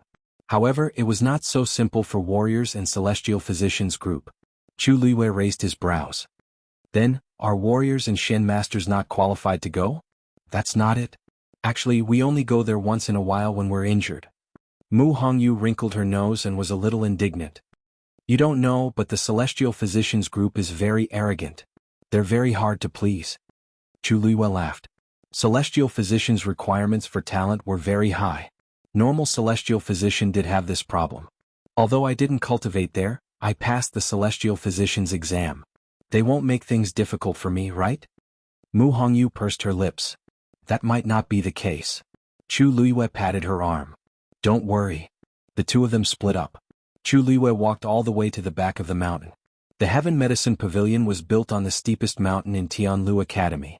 Most people would not come here for no reason. Therefore, the further up the mountain they went, the more deserted their surroundings became. After about the time it took to brew a cup of tea, Chu Liyue finally saw the plaque that read Heaven's Medicine Pavilion. The Heavenly Medicine Pavilion had a total of 5 floors. From the surface, it looked no different from an ordinary building. However, when Chu Liyue approached it, he felt a formless fluctuation.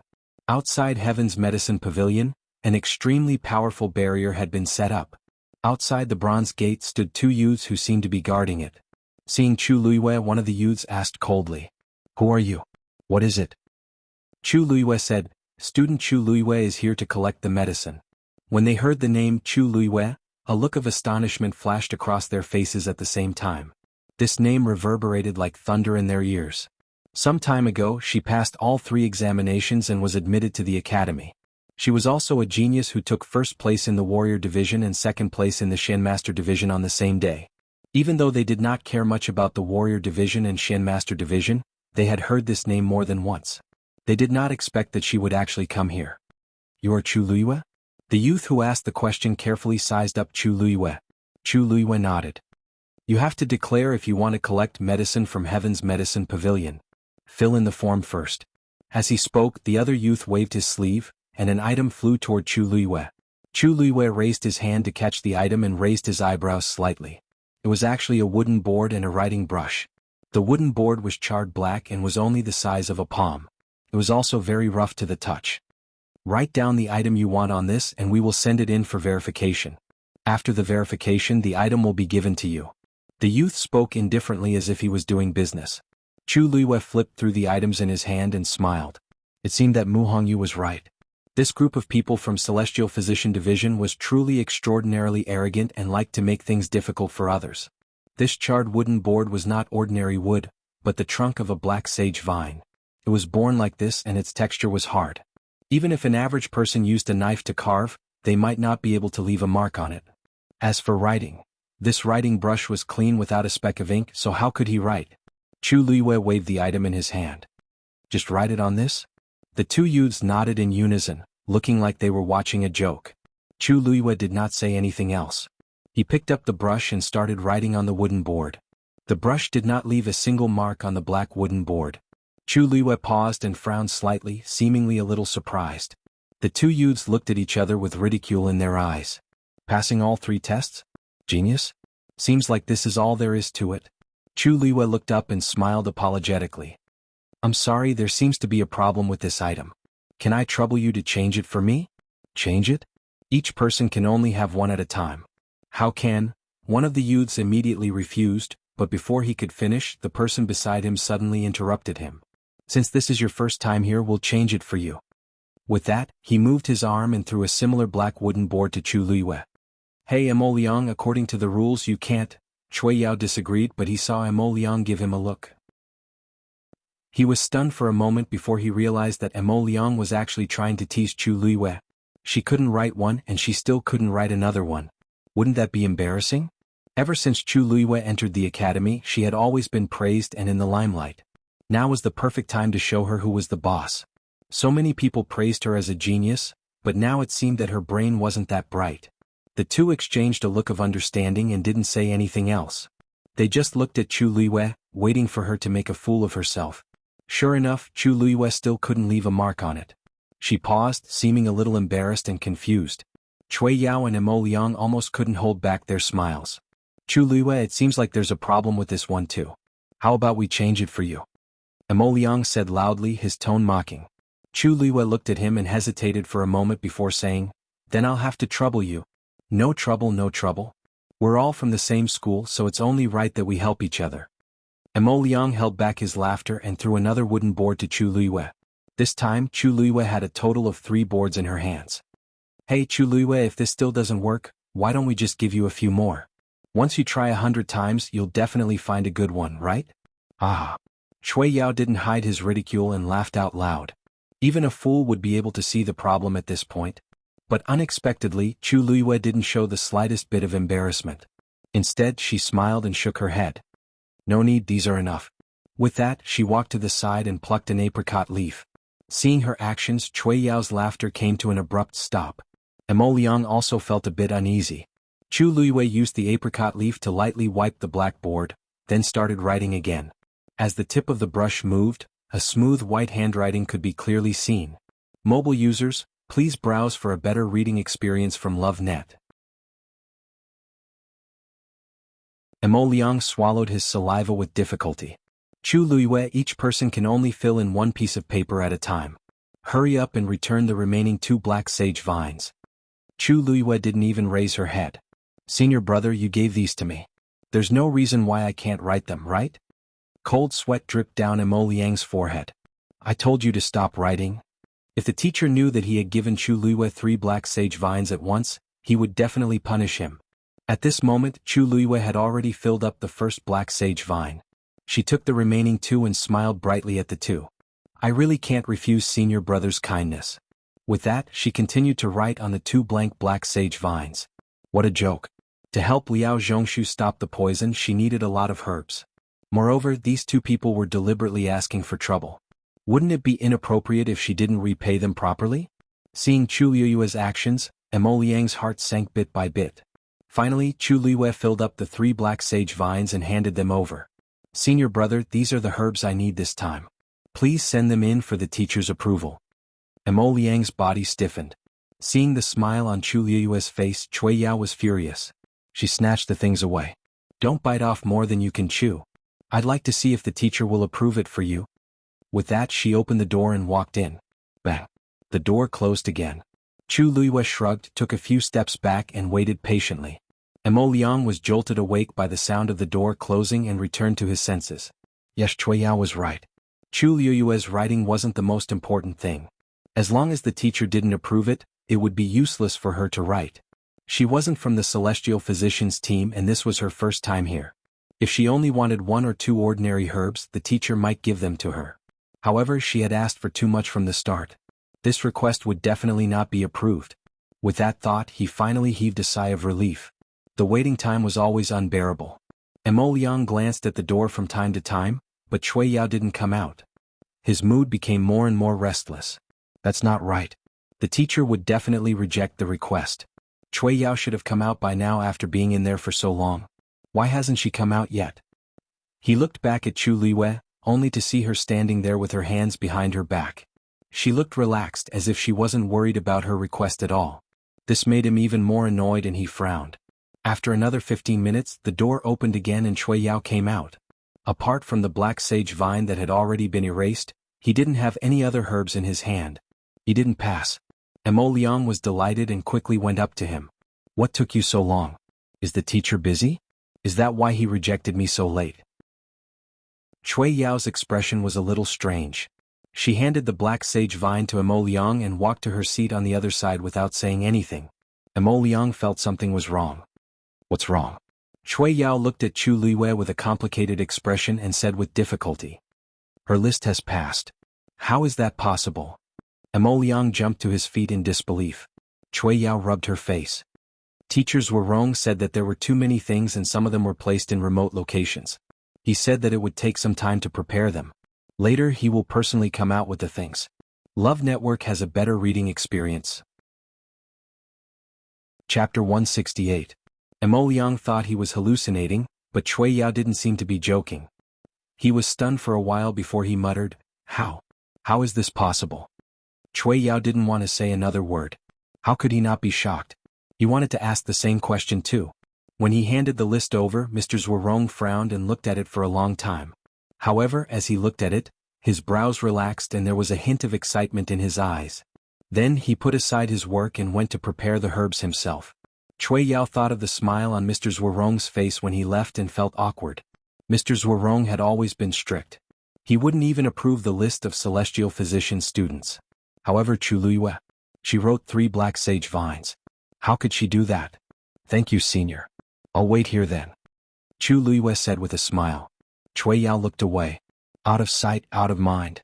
Mo Liang wanted to ask more, but seeing Cui Yao's expression, he could only swallow his words. There was an awkward silence in the room. After a few minutes, the door finally opened again. A slightly plump middle-aged man walked out quickly. When he saw Chu Liyue standing in front of the door, his eyes lit up. You're Chu Liyue? Chu Liyue nodded. Greetings, Mr. Zhuorong. Zhuorong laughed and waved a golden bag in his hand. There's no need to stand on ceremony. The things you want are all here. Chu Liyue was surprised. A xianxia bag? You know what this is? Zhuorong didn't expect Chu Liyue to recognize the xianxia bag. However, on second thought, she used to be the eldest daughter of the Chu family. It wasn't surprising that she knew about it. That's right. This is indeed a xianxia bag. You asked for too many things, so I put them all here for convenience's sake. After you go back, take out all the things inside and return this xianxia bag. Zhuorong's words were filled with pride, but Mo Liang and the other man beside him had already widened their eyes in shock. Zhuorong Laosher is actually so generous to Chu Liyue? That xianxia pouch was extremely precious. It was priceless. Even the teachers in the academy might not necessarily have one. Zhuorong Laosher had only obtained this item because he had saved a person of high status a few years ago. At that time he had attracted the envy of many people. Normally, it would be difficult for them to even take a look at it. However, Mr. Zhuorong had actually lent it to Chu Liyue. Chu Liyue was also very surprised. If it was in her previous life, a xianxia bag wouldn't be considered a treasure to her. However, this was country Yaochen, so there shouldn't be many people who had it. This was the first time Mr. Zhuorong had met her, and he was really taking care of her. The smile on her face deepened.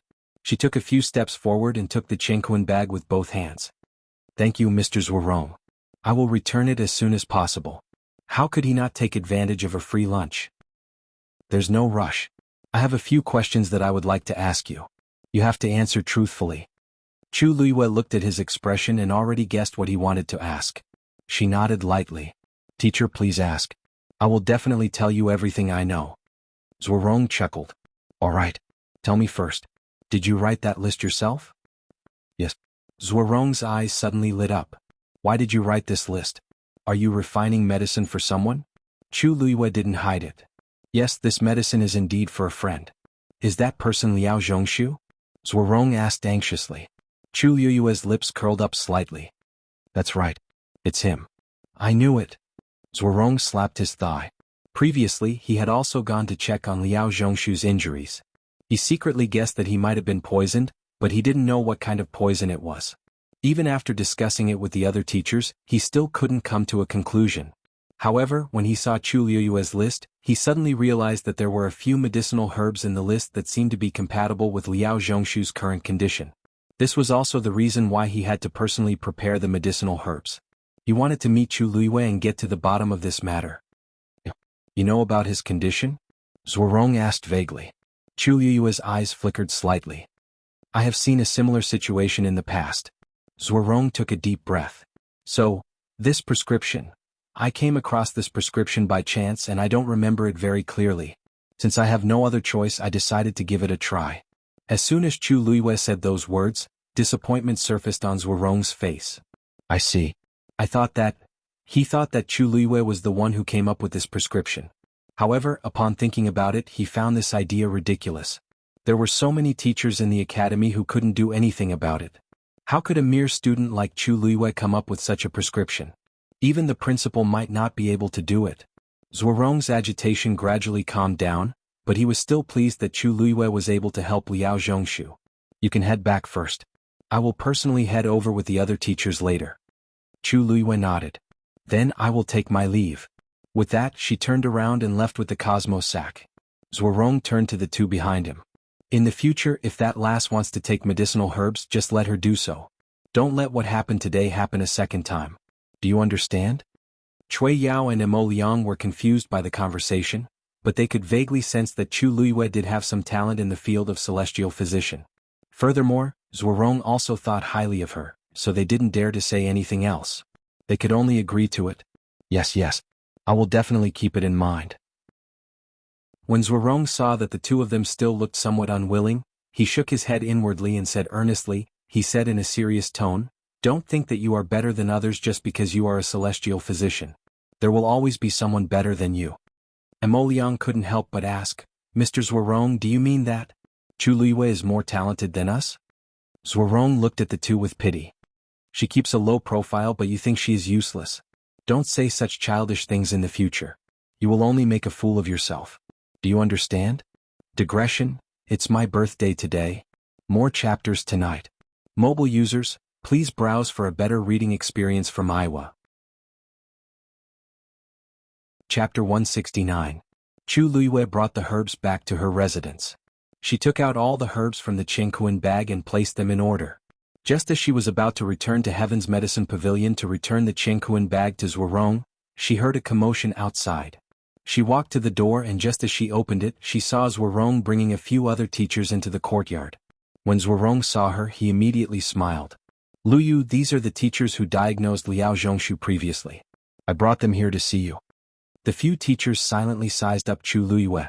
Zhuorong said that Chu Luiyue knew what kind of poison Liao Zhongshu was afflicted with and had a way to temporarily suppress the poison in his body. They were shocked and curious, so they followed Zhuorong here. However, they were more suspicious in their hearts. Chu Luiyue didn't even go to the celestial physician's place to cultivate. Furthermore, during the entrance examination, didn't they say that her talent in this field was limited? Why did it sound like she was very formidable now? Chu Luiyue knew that they weren't here to see her, but to see how she was going to refine those herbs. She didn't point it out. She greeted the teachers and invited them into the house. Zhuorong, teacher, you came at the right time. I just took out the herbs from the xianxia bag and returned it to you. Chu Luiyue said as she returned the xianxia bag to Zhuorong. Zhuorong accepted it with a smile. You're quite nimble. If there's such a thing in the future, don't hesitate to ask. Chu Luiyue pursed her lips and smiled. Then Luyu will thank you in advance. The conversation between the two of them made the other teachers beside them secretly shocked. Zhuorong usually treasured this xianxia bag so much that he wouldn't even let them borrow it. But now he was very generous to Chu Luiyue. Those are the herbs you took from Heaven's Medicine Pavilion? Another teacher pointed at the jade boxes piled up in the room and asked, "Isn't this a little too much?" Chu Luiyue smiled faintly. "Teacher Xianxia, don't worry. Luyu knows how difficult it is to obtain these herbs. He will definitely make the best use of them and won't waste any of them." Xianxia looked at her suspiciously. "Make the best use of everything? How are you going to refine so many herbs by yourself? Aren't you exaggerating a little?" Chu Luiyue didn't try to defend himself. "Enough, enough. Xianxia, you don't even know what kind of poison Liao Zhongshu was poisoned with. Why are you still talking so much?" Zhuorong's words made Xianxia swallow his remaining words. He snorted. "Good. Let's hear what you have to say first." The remaining few immediately pricked up their ears. Chu Luiyue was slightly moved. "Actually, I don't know much about this poison. I've only seen it by chance." Of course, she couldn't completely reveal her background, so she simply mentioned a few words. Her words were very vague. Zhuorong and the others wanted to ask more, but they realized that Chu Luiyue didn't seem to know everything either. In the end, they could only give up. "So you're saying that you don't have complete confidence in this recipe? Aren't you treating Liao Zhongshu's life like a game? What if something happens?" Xianxia was silent for a while before he spoke with a frown. "What else can happen? Others might not know, but don't you know Liao Zhongshu's current situation? If we delay for a few more days, he'll be dead by now. What's there to talk about?" Zhuorong impatiently interrupted Xianxia and waved his hand at Chu Luiyue. "This guy is stubborn and inflexible. Luyu, don't worry about him. Just do whatever you want." Xianxia resentfully shut his mouth. Chu Luiyue sighed softly in her heart. She originally wanted to quietly refine the medicine for Liao Zhongshu, but she didn't expect Zhuorong to be so interested in this matter. From the looks of it, they clearly wanted to see how she would refine the medicine. Chu Luiyue decided to ignore them. She walked over to take out the herbs and began to prepare them one by one. The Imperial Palace, the Imperial Study. Rong Xiu stood quietly outside the door wearing a large black cloak. He was tall and slender, and just by standing there, he seemed to make the surrounding scenery lose its color. Many palace maids looked at him from afar, their eyes full of admiration. "Your Highness Prince Li is really good looking. I don't think there's anyone in the imperial capital who can compare to him just from his elegant bearing alone." "Isn't that so?" When His Highness Prince Li appeared at the Crown Prince's birthday banquet, he won the hearts of countless women. It's a pity that His Highness Prince Li's health isn't good and he doesn't come to the palace often. It's hard to even meet him. I wonder which noble lady will have the honor of marrying His Highness Prince Li in the future? Sigh, it's a pity that His Highness Prince Li is weak and doesn't have any real power. He's just an idle prince and can't be considered the best. So what? It's already a lifetime of good fortune to be able to see that face every day. Who dares to ask for more? His Highness Prince Li used to be very powerful, but now... Shoo, you dare to say that? Do you want to die? Bang. The sound of something breaking suddenly came from the study. The palace servants hiding in the dark were startled and immediately scattered like birds and beasts. Rong Xiu looked up, and one couldn't see any emotions in his deep eyes. Someone hurriedly retreated from the imperial study. "Your Majesty, please calm down. Your Majesty, please calm down. I'll leave now." This battered and exhausted person was the first elder of the Chu family, Chu Xiao.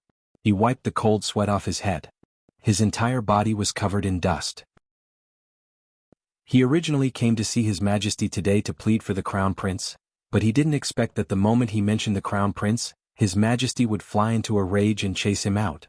Only then did he realize that the Crown Prince had really angered His Majesty this time. He was the one who was truly stupid to come here so rashly.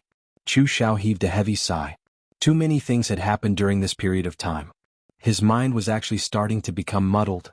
Turning to any doctor in a desperate situation had instead put himself and the Crown Prince in even more danger. Eunuch Min also walked out and glanced at Chu Xiao. "Lord Chu Xiao, please don't come to the palace during this period of time." Chu Xiao wanted to say something but hesitated. In the end he could only agree. "Thank you, Eunuch Min." Eunuch Min despised him in his heart. Chu Xiao was old and muddle-headed. Chu Ning was now highly favored by the emperor and was already somewhat dissatisfied with the Chu family. Yet, he chose to enter the palace at this time to plead for the Crown Prince. Was he not afraid of dragging the entire Chu family down with him? Eunuch Min couldn't be bothered with him. He looked up at Rong Xiu, who was standing not far away. His face immediately filled with an eager smile as he took small steps forward. "Your Highness Prince Li, you're finally here. His Majesty has been missing you for the past few days." Xiao's lips curled into a lazy smile as he said indifferently, "My health hasn't been very good lately. I haven't been feeling well for the past few days.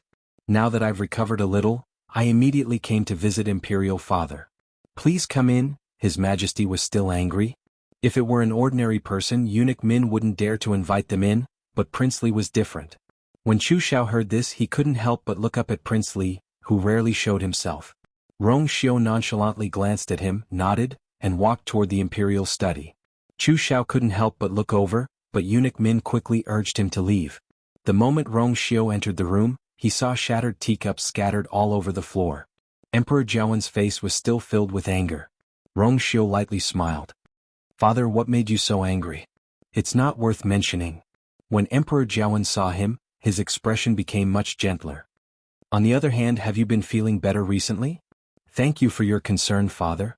I'm already much better and I can already go out and walk around these few days." Emperor Jiawen heaved a sigh of relief, but he still knitted his brows. "You can't keep being like this. When there's a chance, I'll definitely find a stronger celestial physician to take a look at you." Xiao smiled and looked nonchalant. "I was born like this and I've already gotten used to it. Father, you don't have to be too worried." "How can I not be worried? You're me. You didn't have a mother to take care of you when you were young. Then you left the imperial city at a young age and went to Mingyue Tianshan alone. I owe you a lot for so many years." Xiao looked down. "Father, you're being too serious. Your son understands your intentions." Emperor Jiawen looked at him for a while before shaking his head and sighing. "You've always been the most sensible, unlike those useless ones. Forget it. You don't like these things, so I won't talk to you anymore. I called you here today to ask you something. You've been back in the imperial city for quite some time. Have you taken a liking to any noble lady?" Xiao was dazed. "Imperial Father, what are you?" Emperor Jiawen laughed out loud. "You're already a prince now, but you don't even have anyone to serve you. When you start a family, you naturally have to start a family before you start a career. I've already asked my subordinates to prepare quite a number of portraits of noble ladies of suitable age. You can choose from them and choose a date to get married." Digression. Cough. I'll add one more chapter today and pick another day. Mobile users, please browse and read. A better reading experience comes from iYuan. Chapter 170. Xiao was silent for a moment. He didn't expect that his father had called him here for this matter. "Father, my brothers haven't gotten married yet, so it seems a little too early for me to think about this." Emperor Jiawen sneered. "Those royal brothers of yours, none of them make me feel at ease. Let's not talk about them. I haven't been able to take care of you for so many years, so I naturally have to help you choose a suitable marriage." Emperor Jiawen raised his chin. "I know that you haven't been back for long and you rarely go out. Hence, you're not familiar with the ladies in the imperial city. The portraits are all there, you can take a look at them yourself. If you find one that you like, just tell me." Emperor Jiawen waved his hands and looked as if he would immediately grant the marriage to whoever Xiao chose. This scene made Xiao unsure whether to laugh or cry.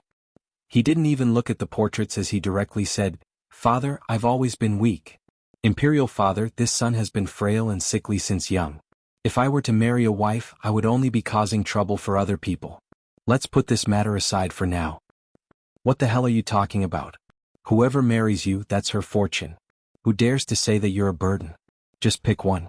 When Emperor Jiawen heard Xiao say this, his face immediately darkened. Speaking of which, Xiao was the prince who had been by his side for the shortest amount of time. Logically speaking, the relationship between the father and son wasn't very deep. However, nobody knew that he loved this child the most in his heart. The C family's fourth young lady is quite talented, but it's a pity that she's a concubine, so she's not good enough for you. However, if you like her, you can marry her and make her your consort first. The Liu family comes from a business family, and the ladies in the family all have some power, so I don't like them. The Yang family's big missy might be mediocre, but her looks and temper are top-notch. She's worthy of being called gentle and virtuous. You can take a look at her first. Oh right, there's also Count Jinbei's daughter." Emperor Jiawen almost listed all the most outstanding ladies in the imperial city. To an ordinary person, these ladies all came from noble backgrounds and they were all excellent. But in Emperor Jiawen's eyes, they all had their flaws. However, he could not be blamed for this. Just Xiao's looks alone were enough to make most of the girls pale in comparison. Moreover, he was one of the only two princes with a title. Once he got married, he would be endlessly favored. Emperor Jianghu also raised his eyebrows, and it was understandable that his standards were higher. As for Rongxiu's body, in his opinion, it was not a big problem at all. When Rongxiu saw Emperor Jianghu's excited look, he raised his brows, clenched his fist, and coughed twice. Emperor Jianghu paused and looked at him worriedly. "Why are you coughing again? Is your body still not fully recovered?" Rongxiu shook his head. His lips were slightly pale as he smiled. "Your son is fine. Imperial father, you don't have to worry, cough cough." Seeing him like this, Emperor Jianghu didn't have the mood to continue the topic. "Forget it. Since you're not willing, let's not talk about it today. However, you still have to take this matter to heart. If you have time, come out more often and see if there's anyone you like. I can't directly decide for you, so everything depends on you." Rongxiu slightly bowed. "Thank you for your understanding, Imperial father." Emperor Jianghu shook his head and sighed. "I wonder what kind of woman you like." "What kind of woman I like?" A beautiful face flashed across Rongxiu's mind. Even though she was a little immature, she had already started to show her beauty. Especially that pair of eyes, they were as bright and moving as the starry night. His gaze moved slightly and he hid the emotions in his eyes. "Your son still has a request." "Oh? After you came back to the Imperial City, you've been resting in your residence. This is the first time you've taken the initiative to make a request to me. How rare. Tell me about it." Rongxiu was silent for a moment. "I've been away for many years and didn't have the chance to pay respects to my mother. Now that I'm back, I want to fulfill my duty as a son." Upon hearing Rongxiu mention his mother, Emperor Jianghu was dazed. He then leaned against the chair, sighed and closed his eyes. "She did leave for many years." At this moment, Emperor Jianghu seemed to have aged a lot, and his tone was filled with unconcealable regret and reminiscence. "It's good that you still miss your mother." "That's good, but you should know that your mother's mausoleum isn't in the Imperial Mausoleum." Rongxiu looked calm. "I know. I remember that you once stayed in Tianlu Academy for a very long time." "That's right. Back then, she didn't want to stay in the palace, so she went to Tianlu Academy. Your mother was close to Tianlu Academy's director back then, and she was talented and capable. Hence, she became half a teacher in the academy. She stayed there for 2 years until she passed away and she never came back." Emperor Jianghu spoke slowly as if he were telling a story that had nothing to do with him. However, his helpless and yearning expression, as well as his slightly trembling hands, clearly indicated that his heart was not as calm as it seemed. Even though many years had passed, that person and those things were still deeply engraved in his heart, and they couldn't be erased. Rongxiu quietly glanced at him, and his gaze was calm without any ripples. It was as if he didn't care about Emperor Jianghu's nostalgic look. However, he quickly hid his nonchalant expression. "So, I want to go to Tianlu Academy to see where my mother used to stay. Can you allow me to do so?" Emperor Jianghu opened his eyes. The young man in front of him had unknowingly become much taller. He stood there with his back straight, and the sunlight shone on his jade-like face clearly. They were very similar to each other. Especially the faint, distant and noble aura between their eyebrows. It was as if they were carved from the same mold. Hence, every time he saw this face he would be extra patient and dote on it. "Of course I won't disagree. However, you have to ask for the director's opinion on this matter. Normal people can't enter Tianlu Academy, but your mother's status is different. Perhaps the director will be extra lenient on you." Rongxiu's thin lips curved up slightly. "I've already written a letter to ask about the director, and he has already agreed." Emperor Jianghu was taken aback. "Then, since that's the case, you can just go there directly." Love Network provided a better reading experience for mobile users. Chapter 171. At Tianlu Academy, Chu Luiyue started processing the herbs while Zhuorong and the other teachers watched. She first took out a palm-sized white shell and carefully rubbed it on a grindstone. After a while, fine white powder fell off. The material was thick and it was very troublesome to grind it. Chu Luiyue rubbed it for about 15 minutes, but there was still more than half of it left. Xianxia, who was at the side, tried to hold it in. In the end, when he saw how clumsy Chu Luiyue was, he finally spoke up. "Chu Luiyue, do you know that this isn't how you handle the white elephant shell?" Chu Luiyue looked up in shock. "Really? But didn't the book say that the white elephant shell needs to be ground into powder for it to be fully effective?" Xianxia rubbed his glabella. "That's right, but based on your current speed, how long will it take for you to completely grind this white elephant shell into powder? Moreover, this is only the first one. There's another one in the box. Have you calculated how much time you'll need?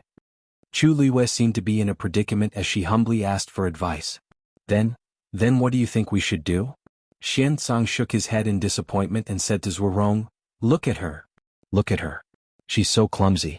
Where's the slightest bit of intelligence?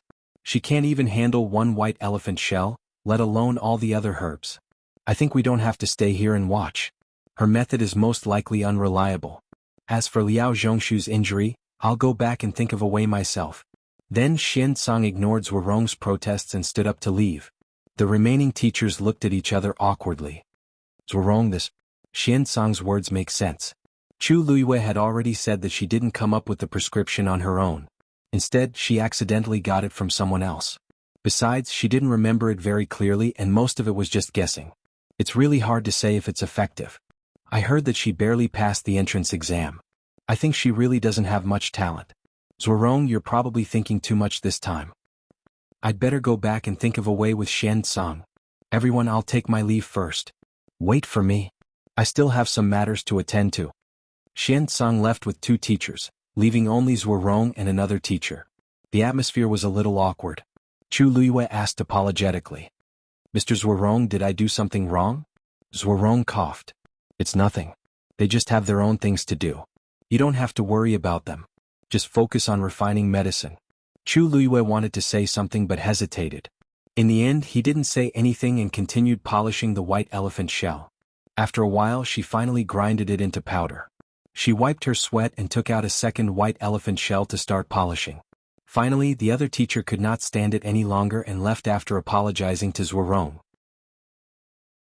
Zhuorong looked at Chu Luiyue in confusion. Could it be that he was wrong?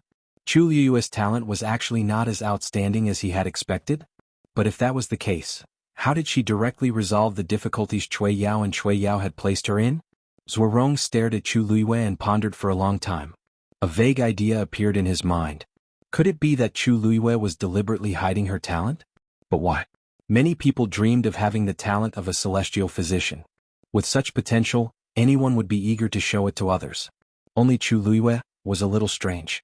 Zhuorong thought for a while. He didn't want to deliberately expose it, so he found an excuse and left. In the end, only Chu Luiyue was left in the room. She exhaled softly.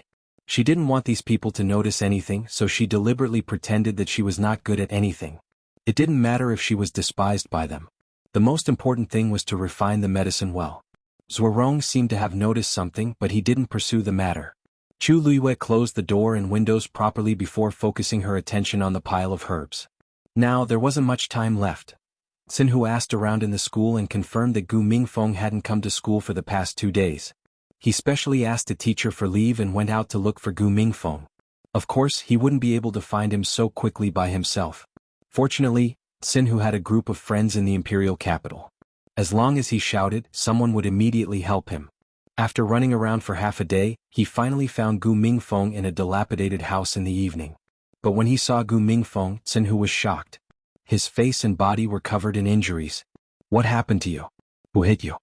Xuanhu was furious. We'll take revenge for you. Gu Mingfeng dodged as if he didn't want others to see him in such a sorry state. However, when he heard Xuanhu's words, he paused. In the end, he calmly revealed his injury. The corners of his mouth twitched. Thank you. But you're not his match, so forget it.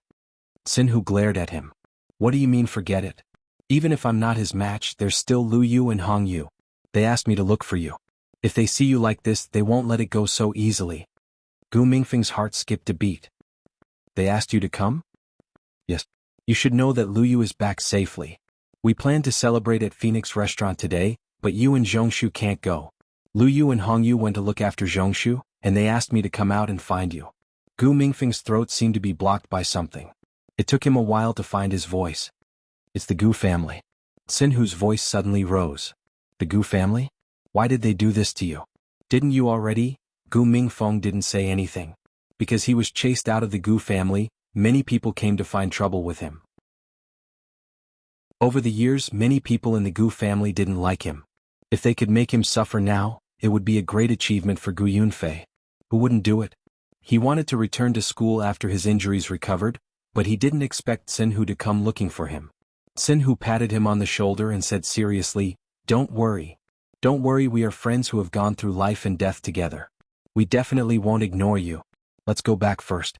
Lu Yu and Hong Yu are still waiting for us. Gu Mingfeng didn't know what he was feeling. After hesitating for a long time, he finally nodded. Okay. Mobile users, please browse for a better reading experience from Love Network. Chapter 172.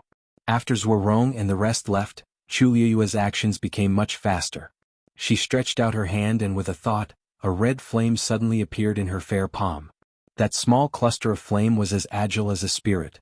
Although it was weak, it was filled with vitality. Chu Liyue's eyes widened slightly. This was the first time she summoned her own force after officially becoming a rank 1 warrior. If it was a normal rank 1 warrior, it would be impossible to draw the force out of their body at this stage. Only those who had broken through to rank 4 could do it. But a celestial physician was different. A celestial physician used force to refine medicine. Chu Liyue was only a rank 1 warrior now, so the force she could summon was just a small cluster. Although it was not enough to refine medicine, it was much better than using the big pot to refine medicine. Chu Liyue found a square cauldron for refining medicine and placed her hand on the cauldron's handle, injecting the flame into it. This square cauldron for refining medicine was given by second master Yen. When Chu Liyue was checking the gift, she took a fancy to it and thought that she was lacking one, so she brought it to the academy. Wow! That small spark fell into the square cauldron and instantly burned fiercely. Chu Liyue's eyes lit up. This square cauldron was really good stuff. Previously she only felt that the material of this square cauldron was good, but she didn't expect the effect to be so unexpected. Using this square cauldron to refine medicine could save her a lot of energy.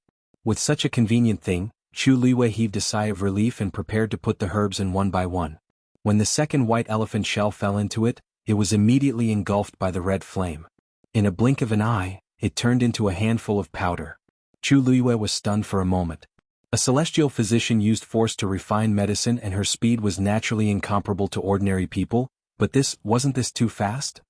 Did her force have such a strong effect on herbs? Chu Liyue suddenly realized something.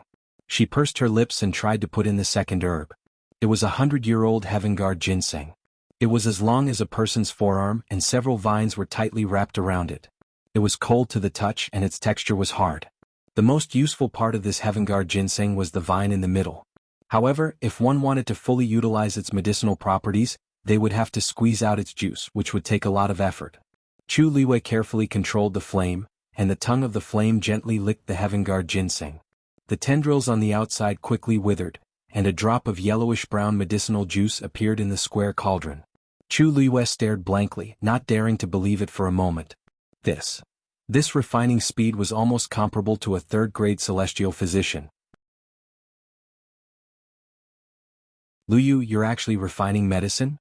Chu Liyue didn't know whether to laugh or cry as he pulled her into the room, closed the door and said, "Didn't I tell you that I was going to Heaven Medicine Pavilion? You didn't say that you could actually refine medicine like this." Mu Hongyu walked over in amazement. Such a fierce flame.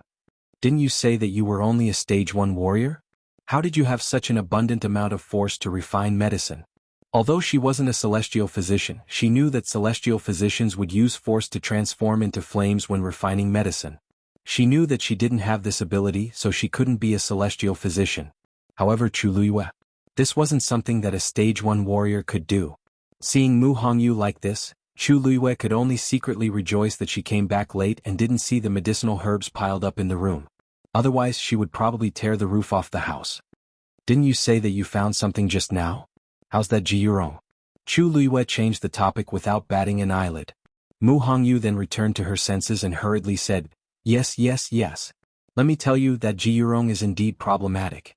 I originally planned to follow him today to see if there was anything strange about him, but he was very cautious. He cultivated diligently the whole day and didn't do anything out of the ordinary. After that, I asked some people in the academy who were closer to him, and guess what? He likes Chu Xianmin. Hearing this name, Chu Liyue raised her eyebrows. Although he never told anyone, I heard that he had a hangover on the day Chu Xianmin married the crown prince. This Ji Yurong is usually an especially honest and introverted person and has always been well behaved. Why did he do such a thing on that day? Chu Liyue glanced at the medicine in the square cauldron and asked, What's the relationship between the two of them? I find this very strange too. There's almost no interaction between the two of them. You know that Chu Xianmin and I don't like each other, but I've never seen Ji Yurong speak up for her. If I didn't find out about his hangover, I really wouldn't have known that he was interested in Chu Xianmin. Chapter 173. In the past, Chu Xianmin was pretty, had a noble background and was talented. She was the most famous lady in the imperial city. It was not surprising that Ji Yurong liked her. However, whether this incident had anything to do with Chu Xianmin still needed to be investigated. Don't act rashly. Let's secretly investigate Chu Xianmin first. Mu Hongyu threw herself into a chair at the side and rested her chin on one hand. Sai, this is a little difficult. You know that Chu Xianmin doesn't live in the academy now. After she married into the Crown Prince mansion, she went back every day. Under such circumstances, it will take a lot of effort to investigate her. The Crown Prince mansion was heavily guarded. Even if she had the ability, she would not be able to barge in. Chu Liyue thought for a while. There's no hurry. Many people know that I went to the Heavenly Pharmacy to get medicine today. In addition, Mr. Zhuorong and the rest came here this afternoon. News will definitely spread. The person who poisoned me must be paying attention to the Academy's movements. He definitely knows about this. I was wondering. Mu Hongyu clapped her hands and said excitedly, when I came back today, I heard that you were back. When I came back today, I heard a lot of people talking about you. They even mentioned Zhuorong Laosher. So, you did it on purpose. Are you trying to lure the snake out of its hole? A dark light flashed across Chu Liyue's eyes. The enemy is in the dark and we are in the light. The disparity is huge. Since this is the case, why don't we take the initiative to attack? If the other party knows about this, they will definitely not sit back and do nothing. As long as they make a move, we will be able to find the culprit. Mu Hongyu looked at Chu Liyue from head to toe in surprise. Tisk, Liyue, it's no wonder you can teach those people from the Chu family a lesson. You're such an old schemer. Whoever goes up against you is really unlucky. Chu Liyue's eyes twitched. Cunning. Mu Hongyu, do you know how to talk? I won't attack unless I'm attacked. She would not take the initiative to provoke anyone, but if anyone wanted to bully her, she would not be polite. Mu Hongyu nodded frantically in agreement, but then curled her lips. Let me tell you. That Chu Xianmin is very difficult to deal with. Although you've already taught her a lesson last time, she hasn't been obedient for long and she's already causing trouble again. You don't know this, but when everyone thought that you were doing something, Chu Xianmin actually ran to the teacher and told him that she wanted to replace your status as the top warrior and visit the Tianling dynasty's envoy. Previously, she had been immersed in grief, so she didn't know what had happened in the academy. Today she went out to ask around and found out. However, Chu Liyue wasn't angry. Instead he laughed. Mu Hongyu asked in disbelief. You're not angry? That's the kind of person she is. I'd be surprised if she didn't do that. Chu Xinmin's current situation was so difficult. Of course, she had to think of a way to stand out. Even if this path didn't work, she would find another way. Mu Hongyu suddenly thought of something. She clasped her hands together and looked at Chu Liyue pleadingly. That's true. Liu, when you meet the Tianling dynasty's envoy, can you do me a favor? What's the matter? Mu Hongyu's face was tainted with a tinge of worry. My father sent a letter a few days ago saying that my mother's health hasn't been good recently. He heard that the Tianling dynasty's envoy is coming, so he wants me to beg them to see if they have a way to cure my mother. But where would I get the chance now? So, can you please? Chu Liyue paused in his actions. You seem to admire the Tianling dynasty a lot, right? They're just an envoy. Don't you think it's a little unrealistic to pin all your hopes on them? Mu Hongyu widened her eyes. Liu, that's the Tianling dynasty. It's a legendary existence. If even they can't do anything, then we can't do anything. Sai, do you know the Tianling dynasty's heavenly princess? Chu Liyue suddenly felt a little awkward. Seeing her expression, Mu Hongyu thought that she had never heard of her before, so she kindly added, Sai, actually, it's normal that you don't know. The Tianling dynasty has always been very mysterious. I've only heard a little about it from my father. Their heavenly princess is rumored to have a Tianjing Yuan meridian. She was born to be a top genius. Moreover, she was already a 5th-grade celestial physician when she was 10 years old. You have to know that there have only been a handful of celestial physicians in country Yaoqin for so many years. And those who have reached 5th grade are even rarer. Think about it, she's so amazing. Chu Liyue coughed and touched her nose. Sai, we can't be envious of this kind of person, but there's no need to be envious. That heavenly princess was good at everything, but in the end, didn't she die from chi deviation? At that time she wasn't even 20 years old. Mu Hongyu sighed. Chu Liyue was suddenly stunned. Chi deviation. Chi deviation. She suppressed the surging emotions in her heart and asked, logically speaking, such a genius cultivation path should have been very smooth. How did she? Chi deviation? Mu Hongyu shrugged. How can this be confirmed? Anyway, that's what the rumors say. Otherwise, why would she die so suddenly? I heard that her fiancé was heartbroken. Chu Liyue's heart suddenly thumped violently. Her mind was blank. She only stiffened and asked, that's what the rumors say? Yes. But I don't know anything more than that. Who knows what happened thousands of miles away? Cai Luyu, you don't look too good. What's wrong? Chu Liyue came back to her senses and shook her head. I'm fine. It's just that I've been refining medicine for too long and I'm a little tired. Mu Hongyu was a little worried. Then can you still hold on? I'll stay here with you. Chu Liyue shook her head. No need. Go back and rest today. You have to continue investigating Ji Yurong tomorrow. Then? Okay. Mu Hongyu was also exhausted from running around all day. After hearing Chu Liyue's words, she got up and left. When her figure disappeared outside the door, Chu Liyue finally slowly let go of her hand. Because she used too much strength, her palm was already stained with blood. Just now, she almost couldn't control the crazy burning anger in her heart. Dying from chi deviation? Heartbroken. Those people are really capable of doing anything. These debts. She will pay them back 100 times. Digression. Mobile users, please browse and read. A better reading experience comes from the Love Network. Chapter 174. Night, Prince Li's mansion, study room. Rong Xiao stood in front of the bookshelf with his hands behind his back. He was carefully selecting books. Move all the books on the top 2 floors. Also, bring along the few biographies that this prince often reads. Umo responded and carefully put away the books one by one. Yan Qing looked at his master hesitantly. Master, are you really going to stay at Tianlu Academy? Rong Xiao glanced at him. What? Is there a problem? I don't dare. It's just that, there are too many people at Tianlu Academy. I'm afraid it won't be as convenient as before. Yan Qing did not expect his master to decide to go to Tianlu Academy after going to the palace. He was really caught off guard. Umo secretly gave him a look.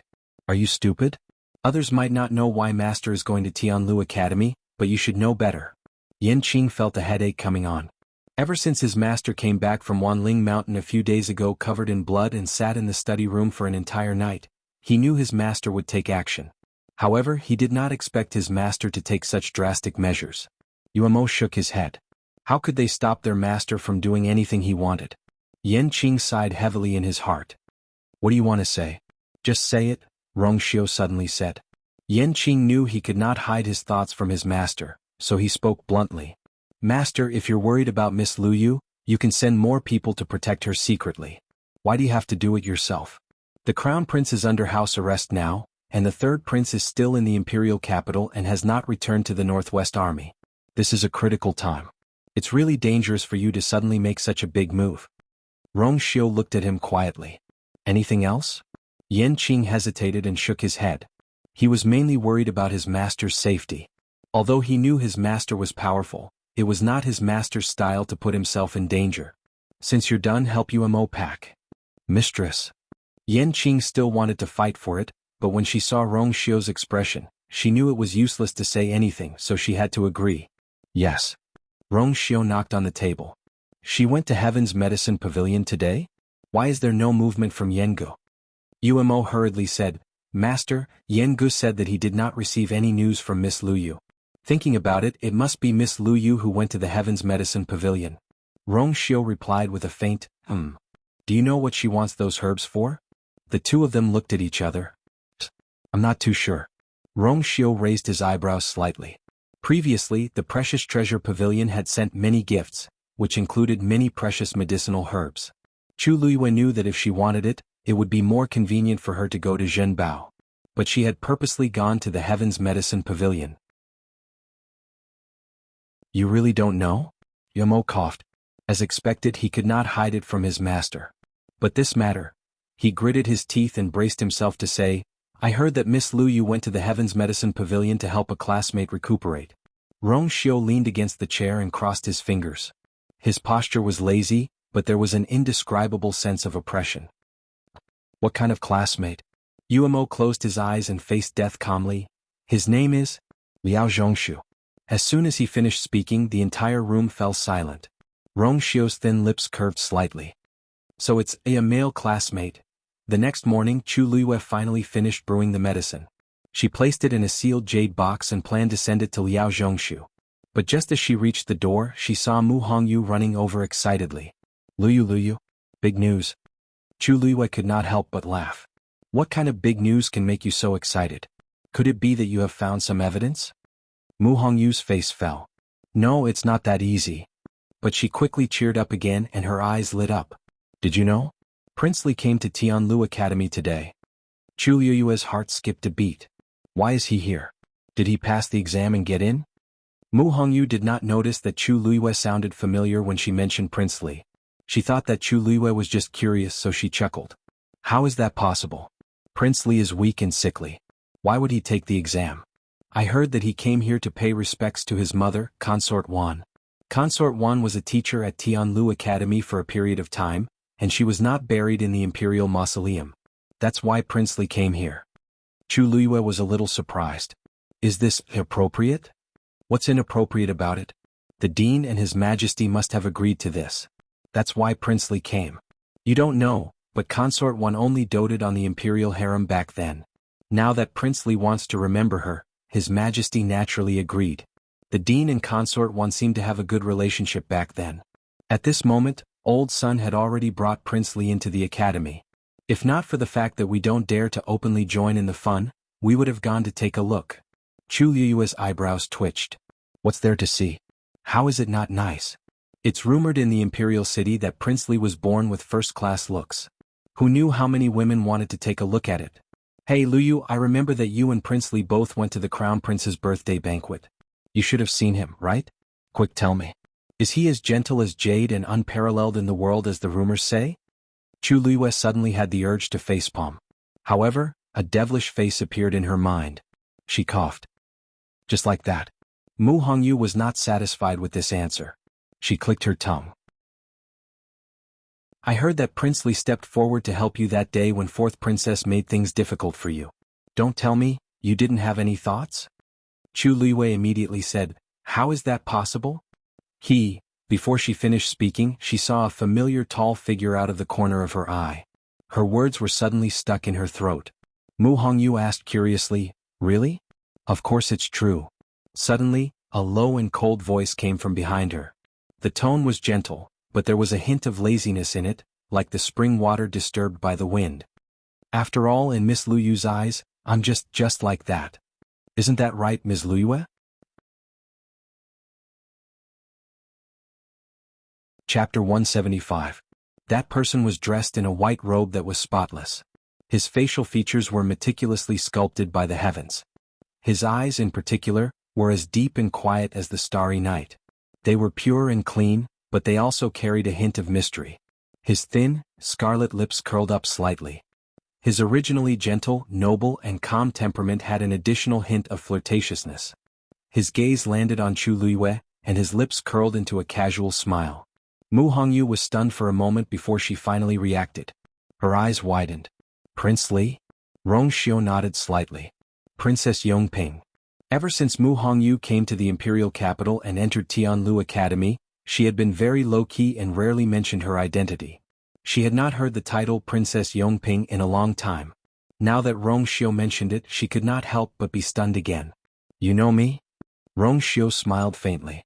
I've heard Miss Luyu mention you before. Now that I've met you, Princess Yongping, you are indeed straightforward and generous. You have the style of the Prince of Pingjiang. Mu Hongyu's mood instantly improved upon hearing this. She admired her father the most. When others praised him, she was even happier than when others praised her. She asked curiously, Prince Li has met my father before? Although I haven't had the chance to meet him, I've long heard of his great name. Mu Hongyu thought about it and agreed. Prince Li's health had been poor since he was young. He was sent to Mingyue Tianshan to recuperate. He had not even returned to the imperial capital a few times. How could he have gone so far to meet her father? However, it seemed like he had good taste. Mu Hongyu happily pulled Chu Luiyue's sleeve and said softly, Luyu, your standards have also improved, right? I think Prince Li is quite good. Chu Liyue looked at her speechlessly.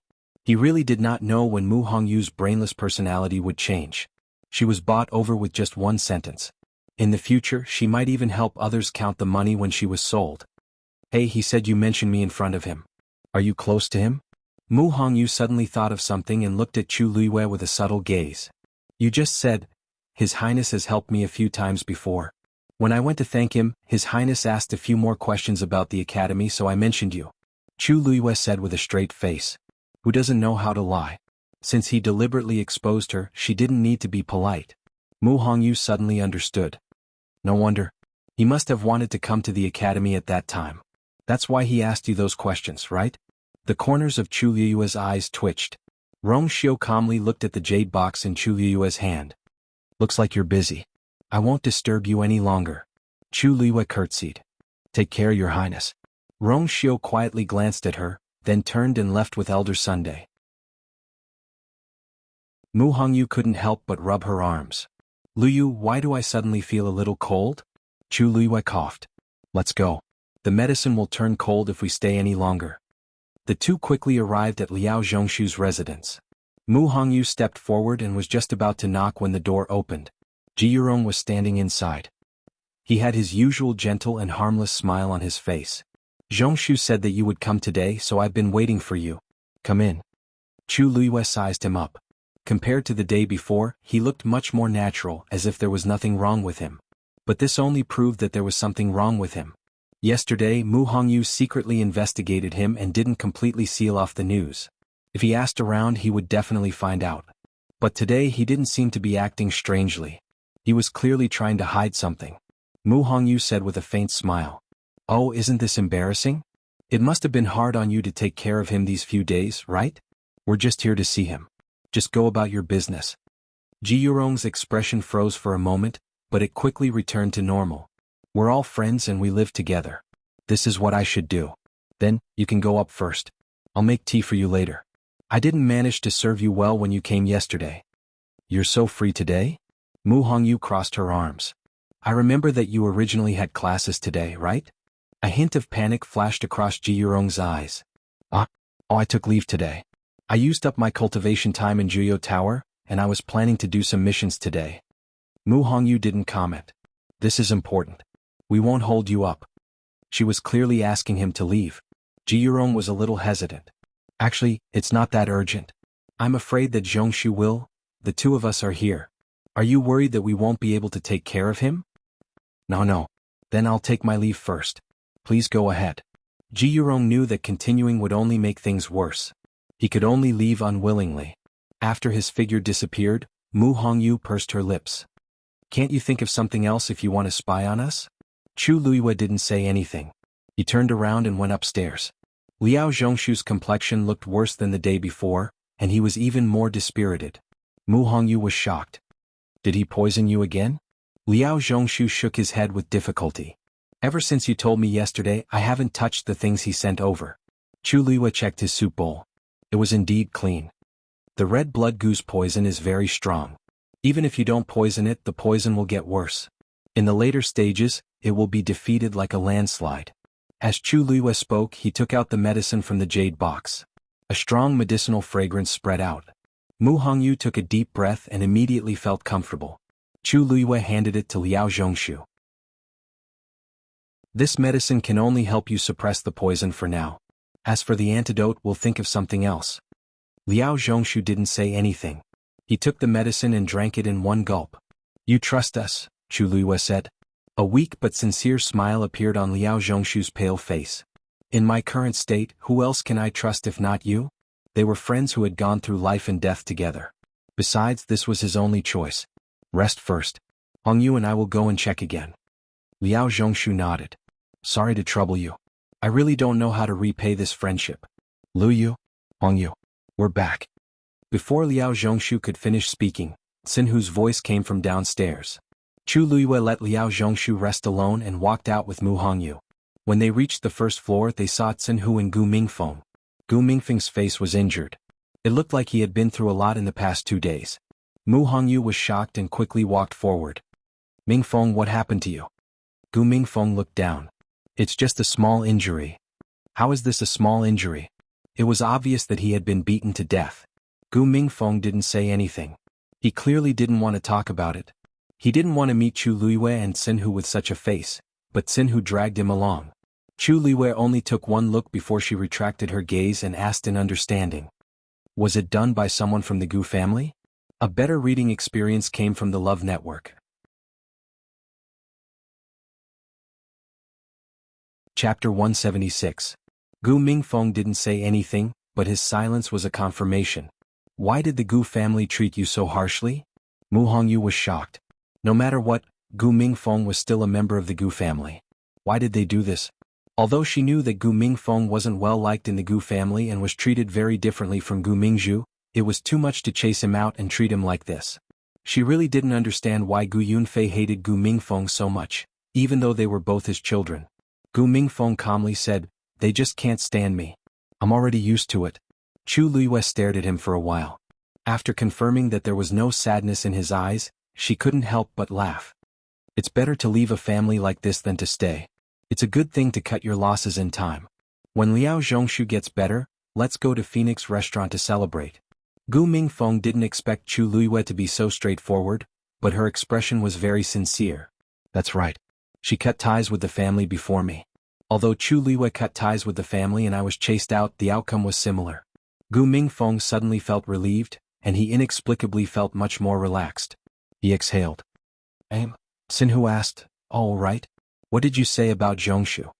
He had been outside for a day and night, so he didn't know what had happened in the academy. Chu Luiyue calmly scanned the surroundings. It's hard to explain in a few sentences. I'll tell you in detail when we have time. Xinhu, go back with Gu Mingfeng to recuperate first. If there's any news, Hongyu and I will immediately inform you. Xinhu didn't suspect anything and readily agreed. Gu Mingfeng frowned but didn't say anything. Look, that's where your mother lived back then. Elder Sun walked with Rong Xiu while introducing the academy. Rong Xiu followed his gaze and saw a river meandering past. At the foot of the mountain where the river flowed, there was a quiet courtyard.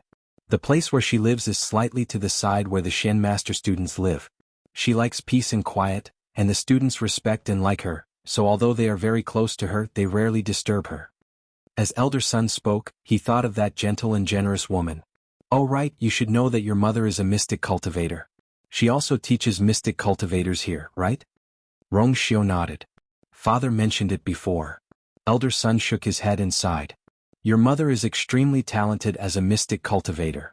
If she had a few more years, it would not be impossible for her to become a top-notch mystic cultivator. Unfortunately, she passed away after staying here for 2 years. Even Rong Xiu, who was sent to Mingyue Tianshan not long after he was born, had only seen her a few times. As they spoke, the two of them arrived in front of the courtyard. Above the door hung a peachwood sign with a few small words engraved on it. Yifeng Courtyard. This signboard was personally carved by her. Elder Sun looked at Rong Xiu. No one has been here for many years. When I heard that you were coming, I originally wanted to send someone to clean it up, but after thinking about it, these are her old belongings, so I'll leave everything to you. Thank you for your understanding, Elder Sunday. It's a small matter, no need to thank me. Then, this old man will take his leave first. Take care, Elder Sunday. After Elder Sun left, Rong Xiu pushed open the door and entered. Yifeng Courtyard was not big, but everything was exquisite and elegant. One could see the taste of the people who lived here back then. The courtyard did not have flowers and plants like ordinary people. Instead, there was a peach tree with luxuriant leaves. There was a rattan chair under the peach tree, and a tea set was placed on the limestone slab next to it. Rong Xiu waved his sleeve, sweeping off the dust on the rattan chair and lying down. The rattan chair creaked as no one sat on it for a long time. Rong Xiu closed his eyes. A gentle breeze blew past, sweeping up the corners of his snow-white clothes. A few green leaves drifted down and scattered on his face and body. In particular, a small thin leaf was pressed against his thin scarlet lips. The two colors complemented each other, as beautiful as a painting. Chu Luiyue saw this scene when she walked across the Shuangqing River Bridge. She and Mu Hongyu had split up and planned to come back to get something first. Before she walked back to her residence, her eyes were attracted by the scenery. Yifeng Courtyard was not very far from the bridge, so Chu Luiyue could see it very clearly. She blinked. She had noticed that courtyard before. No one had ever gone there, so it was very quiet. Was that the place where Rongxio's mother lived when she was alive? Her eyes swept across Rongxio's face. Under the sunlight, his skin was like jade, even a little translucent.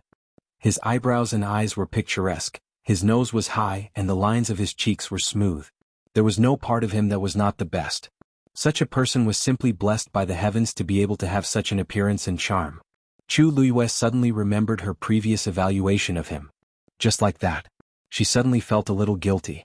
If this didn't count as anything, then no one in this world was qualified to say that it was good-looking. As if sensing her gaze, Rongxio's eyelashes trembled. He suddenly opened his eyes and looked over. The two of them looked at each other. He seemed to have taken a nap under the tree for a while. His eyes still had a bit of laziness and confusion, but his eyes were clear and pure. Chu Luiyue seemed to have been caught red-handed doing something wrong, so she subconsciously looked away. But as soon as she turned her head, she regretted it. Didn't this make it seem like there was something wrong with her?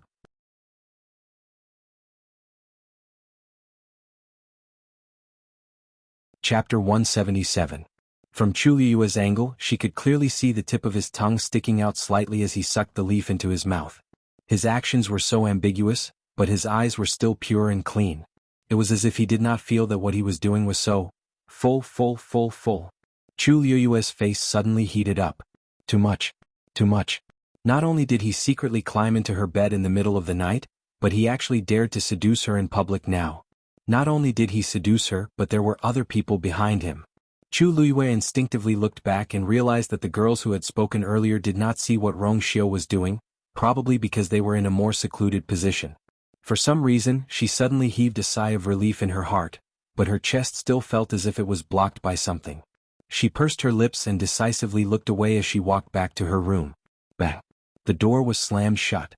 As Rongxio watched, the corners of his eyes suddenly turned into a smile. Was he angry? Chu Luiyue returned to her room to look for something, but the scene just now still lingered in her mind. She felt an inexplicable frustration in her heart that even she could not explain. She simply went up to the second floor to calm herself down. However, as soon as she opened the window, she saw Rongxio again. His room was not far from hers, so she could actually see him from the second floor. Chu Luiyue felt even more frustrated, so she could only close the window. Rongxio's arrival at Tianlu Academy was too sudden and unexpected. Previously, he had claimed to be sick and stayed in Prince Li's mansion. He did not even go out, and he had tactfully rejected all the visits from various families. Everyone in the imperial city knew that Prince Li was frail and sickly. He could not be exposed to the wind and even rarely saw people.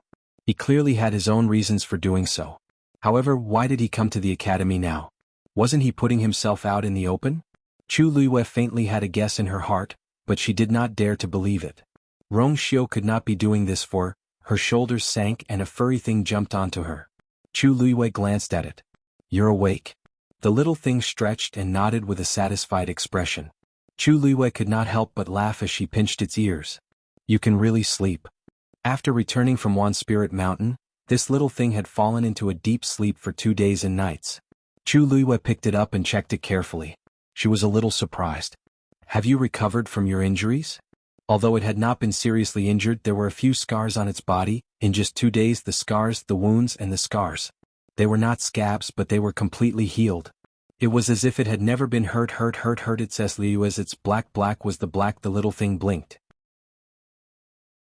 I don't remember the Blood Marten race having such a strong recovery ability. Chu Luiyue's in her previous life, she had seen some noble ladies raise blood ferrets, but they were all pets. Because they were very weak, they were usually carefully protected. But this one, since you're following me, I have to give you a name. How about Xiaochang? The little thing instantly bared its teeth and waved its claws frantically. No. It still wanted to come out and make a living. Chu Luiyue looked at it and added seriously, Look, you're so resistant. This name is the most suitable, right? No. The little thing rolled its eyes and pretended to be dead. Chu Luiyue shook it. Since you don't like it, we'll change it. How about Dumpling? The little thing's legs straightened and it closed its eyes, refusing to wake up and face this terrible world. Since you've agreed, we'll settle on this. The little thing opened its eyes instantly. Chu Luiyue pressed its head. It's too late. Dumpling shut its mouth, feeling wronged. Forget it. With such a master, what else can I hope for? Chu Luiyue looked at it, and a hint of doubt flashed in her heart. Blood ferrets were only third-grade fiends. Logically speaking, their intelligence was only equivalent to a 1-year-old child. But this one was obviously much smarter. There were a lot of mysteries about it. Knock knock. There was a knock on the door downstairs. Chu Luiyue went downstairs and opened the door in confusion. It was Si Yang, whom she had not seen for a long time. Si Yang? Why are you here? When Si Yang saw her, he hurriedly went forward and looked at her carefully. Luyu, are you really okay? You're too powerful. He couldn't believe it when he heard the news. Now that he saw it with his own eyes, he was even more shocked. They knew how dangerous Wanling Mountain was at that time.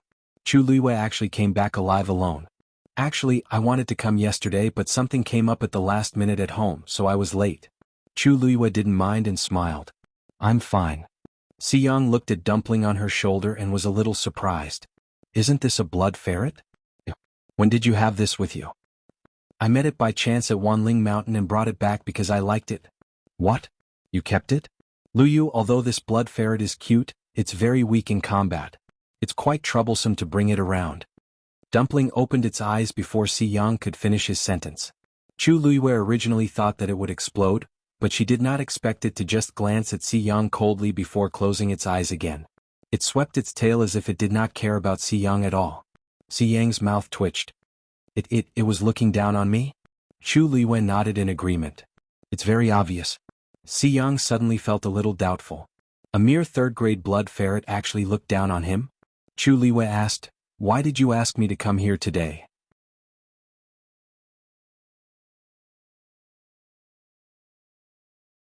Chapter 178.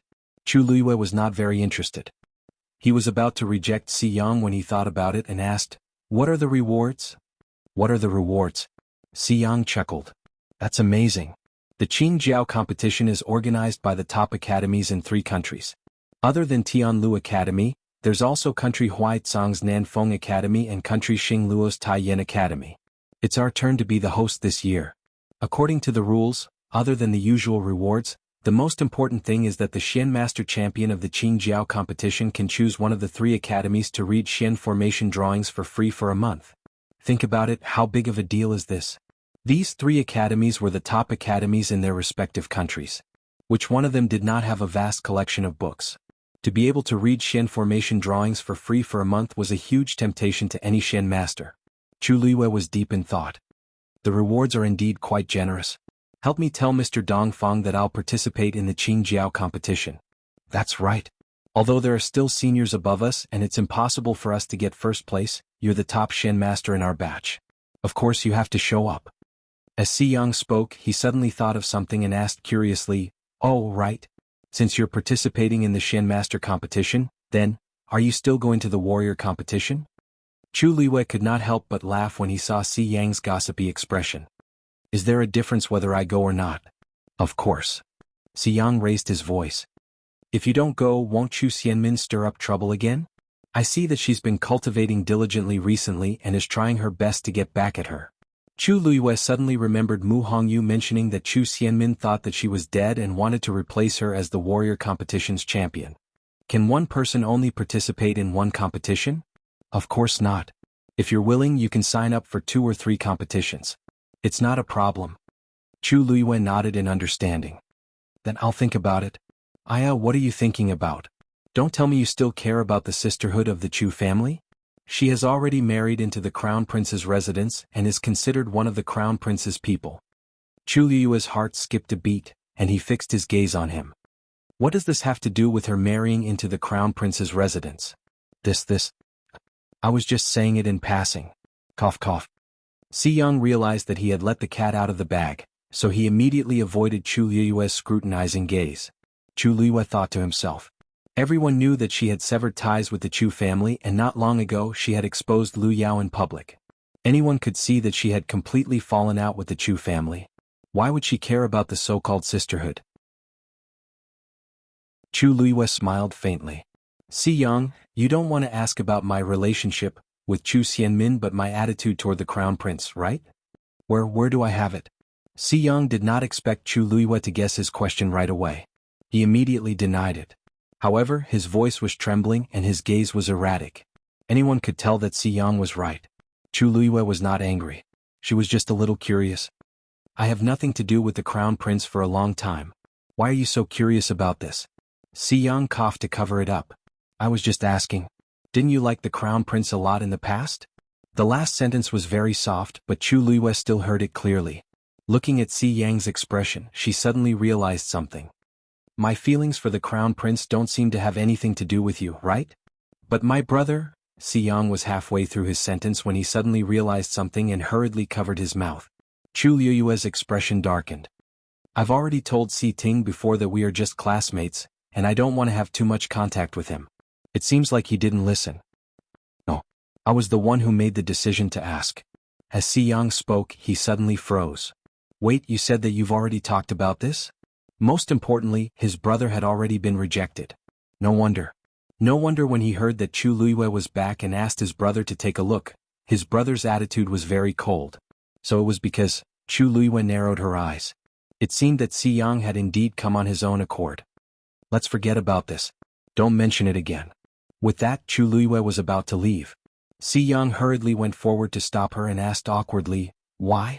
My brother is sincere to you. Why won't you consider it? Si Ting was handsome, came from a noble family and was very talented. Many girls in the capital city wanted to win his favor. However, Si Ting had never been interested in any girl. Now he had finally fallen in love with someone, but he had been rejected so bluntly? Xiang could not understand. How is my brother not good enough for you? Chu Luiyue looked calm. This is not a matter of whether he's good enough for you or not. It's a matter of whether I want you or not. Si Ting was very good, but she did not like him. Therefore, she might as well cut off the relationship from the beginning. Also, Si Ting and I have already reached an agreement. This is already in the past. You don't have to. Why is it in the past? If it is in the past, why did he risk his life to save you at Wanling Mountain that day? Xiang finally could not help but blurt out.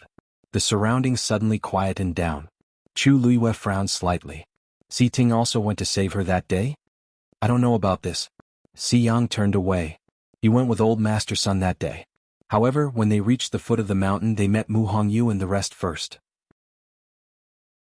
Old Master Sun then asked him to stay with them. I know that this may not have helped you, but since he was willing to make such a choice, it proved that Si Ting was willing to risk his life for her. Chu Luiyue suddenly felt that it was a little difficult. She hated owing people favors, especially this kind of thing. However, Si Ting did it to save her, so she could not say anything. I got it. I will find a chance to thank him personally later. As for the rest, forget it. When Xiang heard this, he suddenly felt uncomfortable. He made up his mind. If you don't agree now, you might regret it in the future. I won't regret it. How do you know? When it comes to relationships. Chu Luiyue was a little impatient. Because I already have someone I like. Translator. Endless Fantasy Translation Editor. Endless Fantasy Translation.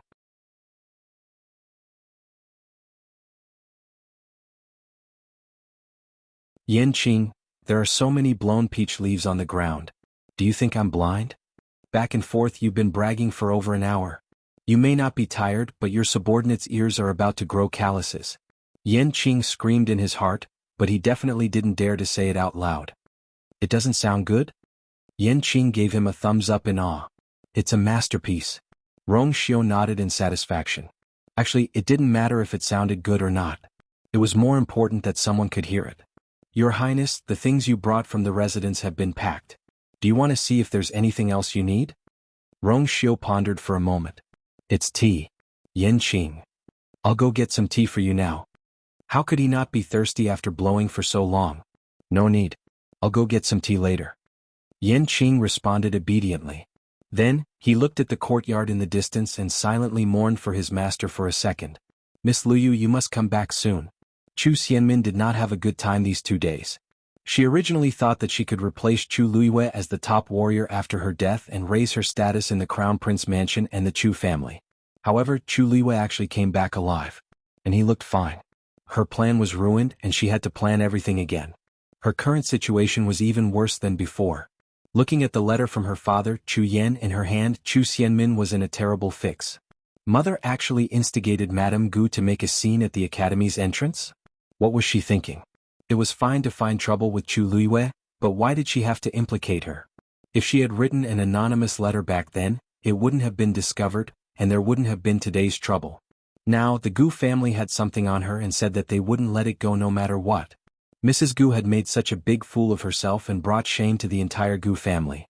They would definitely blame it on Lu Yao, who had written the letter. Lu Yao's life in the Chu family was already difficult, and this made it even worse. Chu Xianmin looked at the letter in her hand. The handwriting on it was messy and it was obviously written in a hurry. Chu Yan was now seriously injured. How could he save Lu Yao? He could only pin his hopes on her.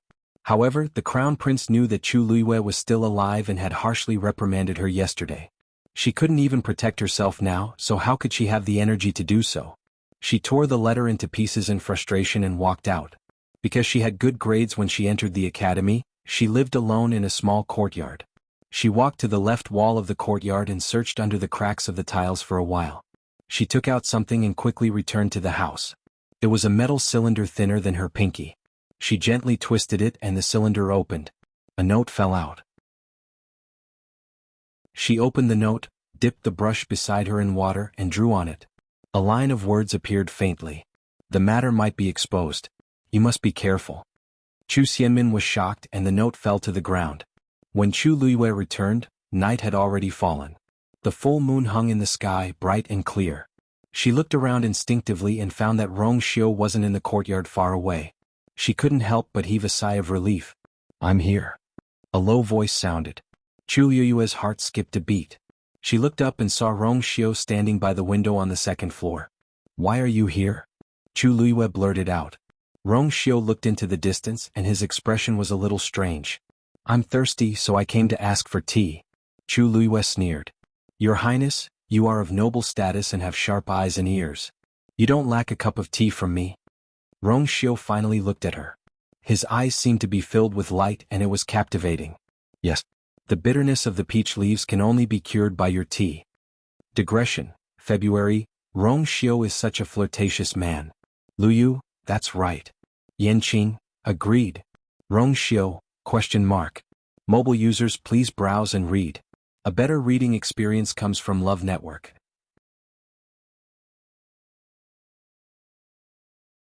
Chapter 180.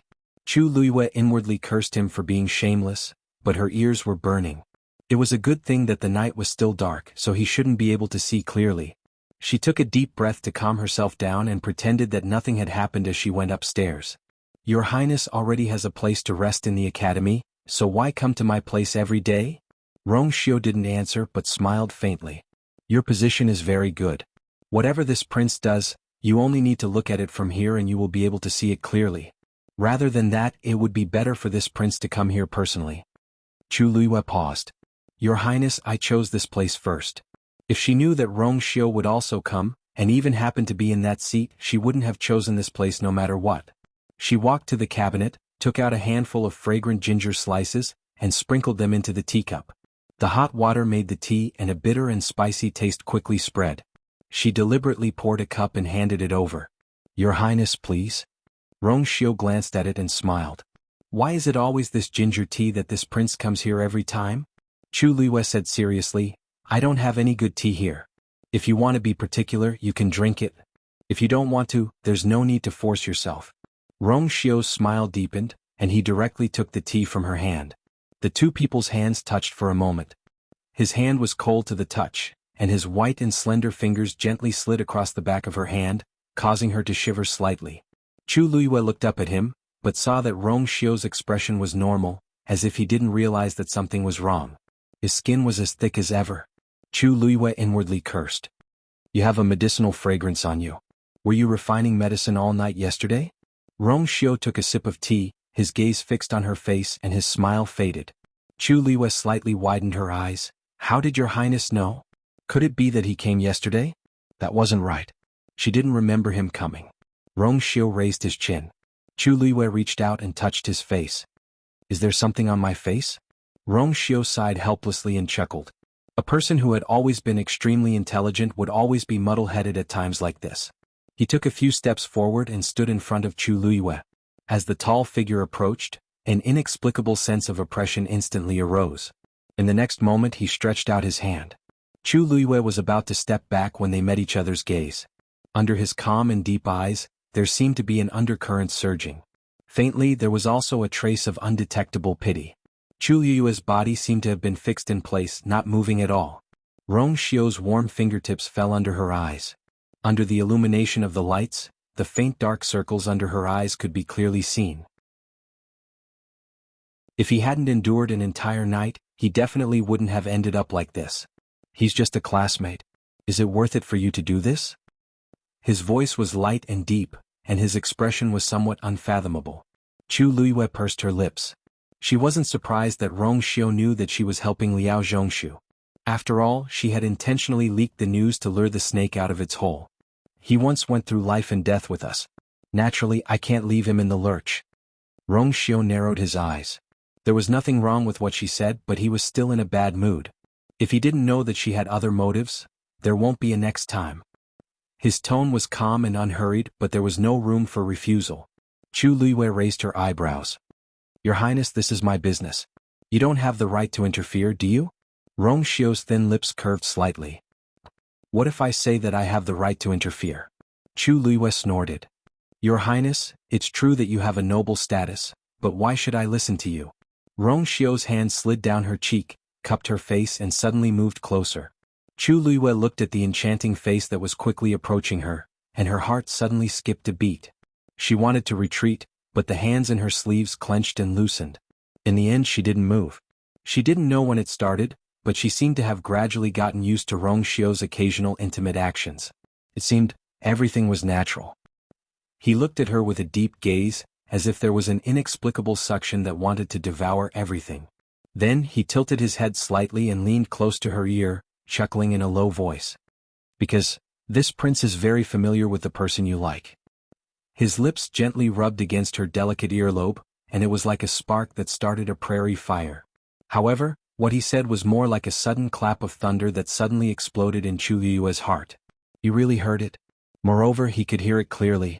If Chu Liyue could pretend that she didn't know that he heard it before, then now she couldn't pretend anymore.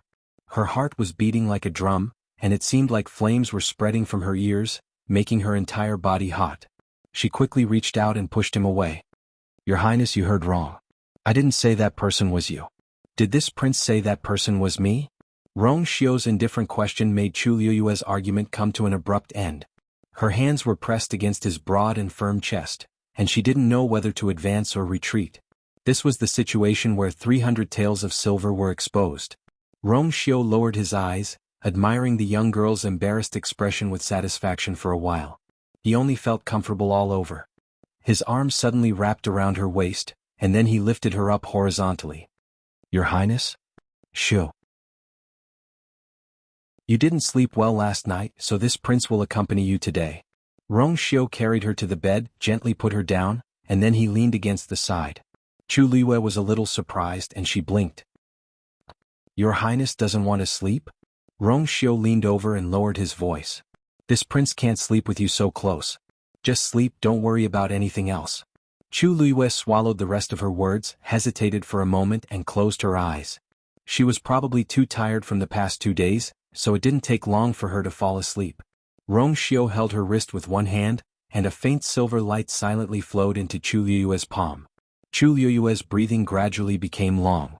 She didn't know if she was having a nightmare, but her brows suddenly furrowed tightly, and her expression was pained. Rong Xiu looked at her, reached out and slowly smoothed her brows, and moved closer to her ear. Don't be afraid, I'm here." His voice was very soft, as if it would dissipate in the wind at any time.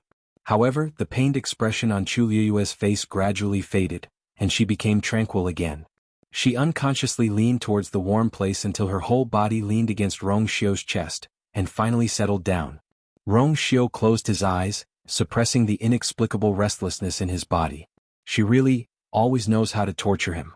Mobile users, please browse for a better reading experience from AI Network.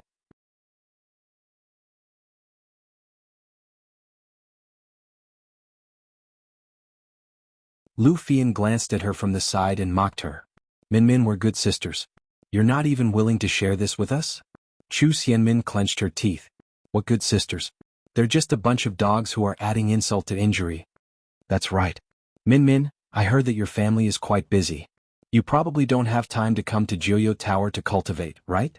Why don't you lend it to us first? Said a girl on purpose. The few of them looked at each other and couldn't help but laugh. Everyone knew that Chu Yan was almost beaten to death by Chu Ning, and Lu Yao had offended the Gu family. Now that they couldn't even protect themselves, how could they care about Chu Xianmin? As for the Crown Prince's mansion, if Chu Xianmin had won the Crown Prince's favor, why hadn't she helped her family solve their problems? These words hit Chu Xianmin's sore spot, and her expression changed instantly. I said that I don't have it means I don't have it. Lu Fian raised her hand angrily. You, wait. An anxious young man's voice was heard. Chu Luiyue looked over and smiled. This person was Ji Yurong. He ran over quickly and handed over his nameplate. I still have 6 hours here. Take it first. We're all classmates. Why do you have to make things so ugly? Lu Fian and the rest looked at him mockingly. Oh Ji Yurong? Are you trying to stand up for her? Have you forgotten how she rejected you back then? You're too spineless, aren't you? Ji Yurong was a little embarrassed. I'm not thinking of anything. We're all classmates. There's really no need to fall out over such a small matter. Besides, this place is quite close to Jiuyo Tower. It won't be good if the teacher finds out. This sentence successfully made Lu Fian and the rest restrain themselves. She took Ji Yurong's nameplate and drew a line on her own nameplate. A faint light flashed. She threw the dimmed nameplate back. I'll let you off for today. After saying that, he left with the others. After ensuring that they would not return, Ji Yurong carefully looked at Chu Xianmin. Are you all right? Smack.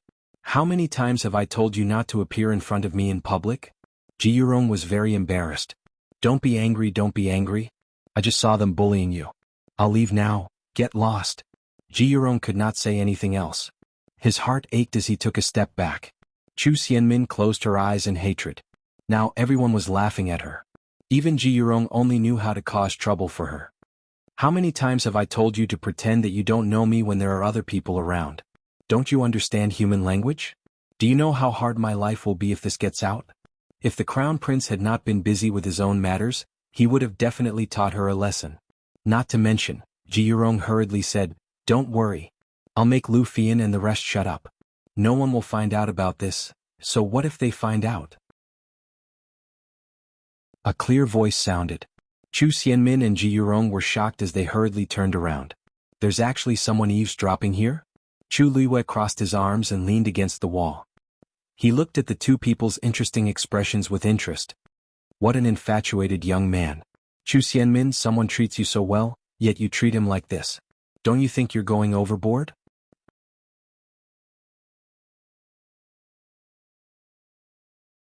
Chapter 182. Chu Xianmin looked at Chu Luiyue in shock. You've been here the whole time? What did you hear? Chu Luiyue touched his chin. Oh, I didn't hear much. I just watched a good show. He helped you out of goodwill, but you didn't appreciate it and even slapped him. TSK, isn't this a little inappropriate? She must have seen and heard everything. Chu Xianmin's gaze changed. She had always been very careful and would never interact with Ji Yurong in front of others. She did not expect to be caught red-handed by Chu Luiyue. Now she could only bite the bullet and deny it. A thought flashed through her mind and she sneered. There are many people who like me.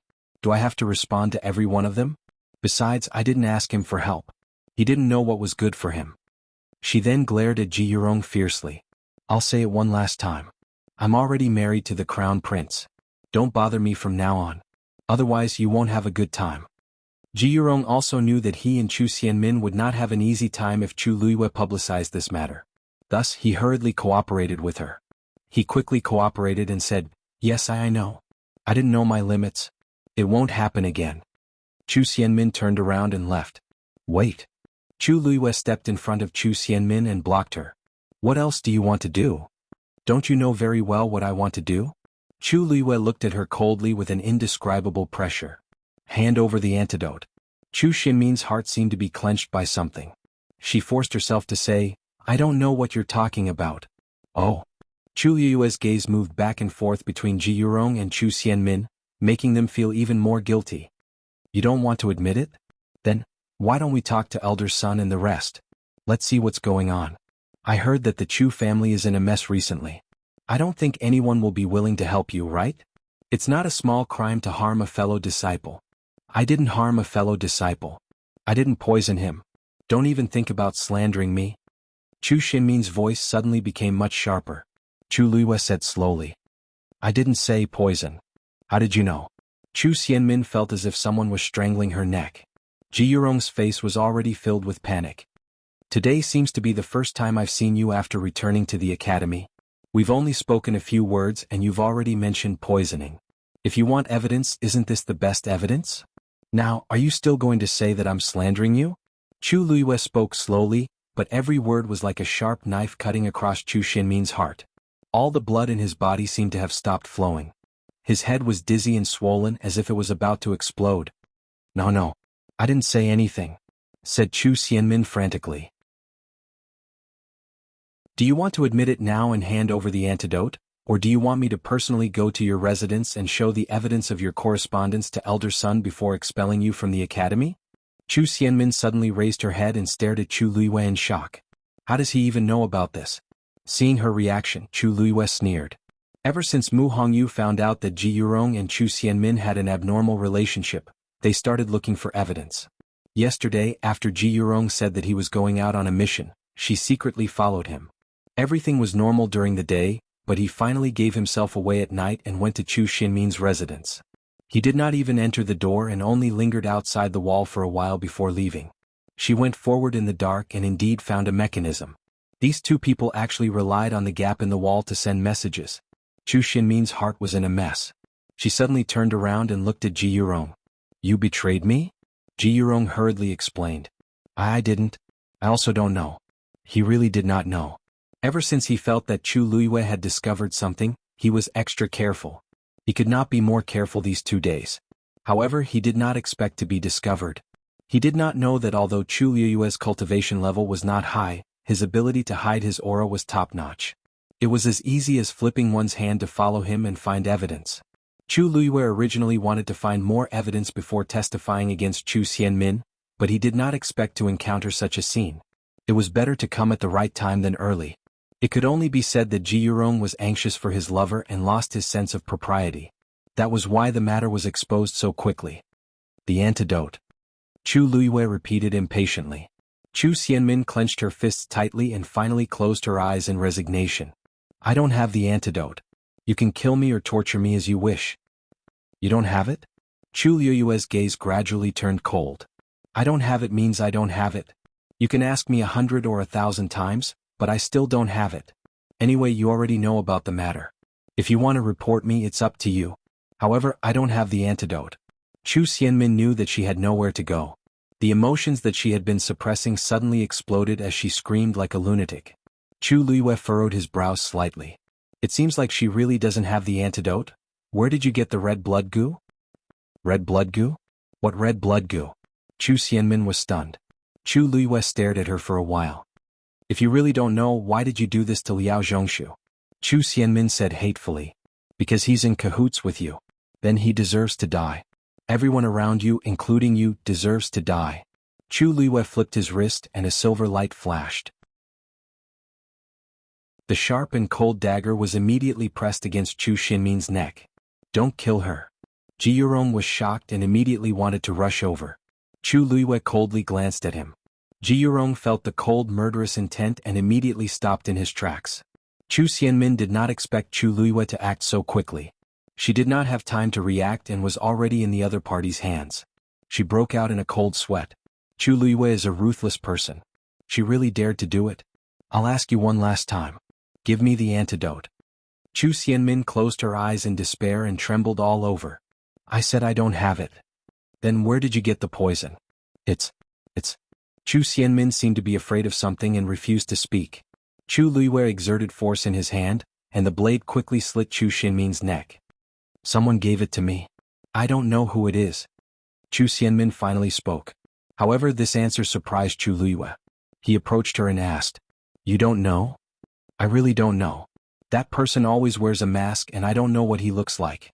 Even his voice was changed on purpose. He only appeared once and asked me if I wanted to take revenge on you. I said I wanted to and he gave me a bag of poison. I don't know anything else. Chu Xianmin stuttered as she finished speaking. Her entire face was ashen. If you don't believe me, then there's nothing I can do. You can just kill me. Chu Luiyue slowly narrowed his eyes. Who is it that wants to kill me? Mobile users, please browse for a better reading experience from Love Network.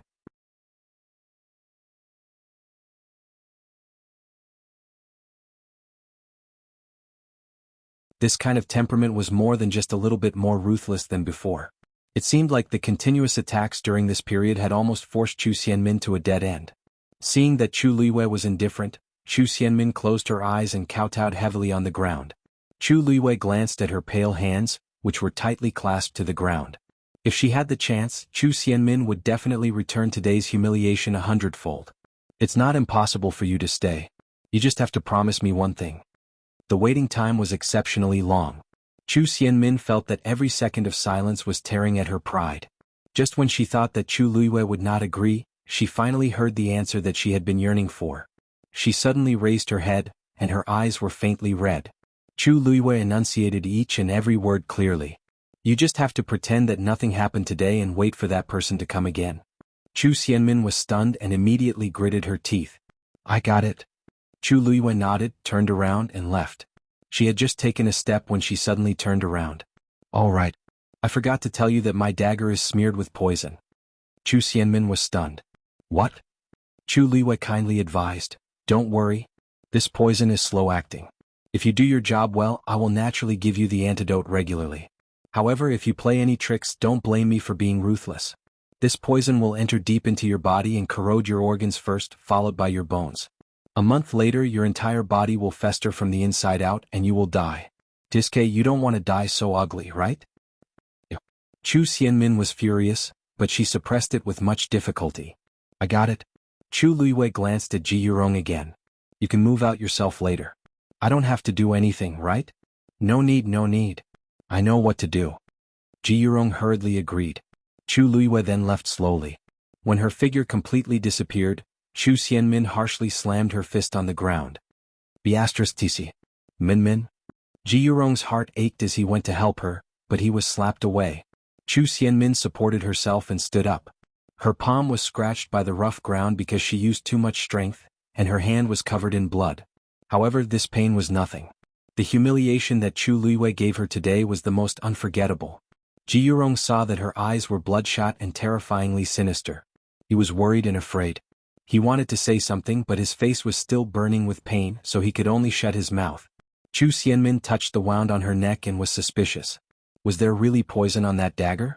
However, whether there was poison or not, she did not dare to act rashly. She could only let Chu Luiyue do whatever he wanted.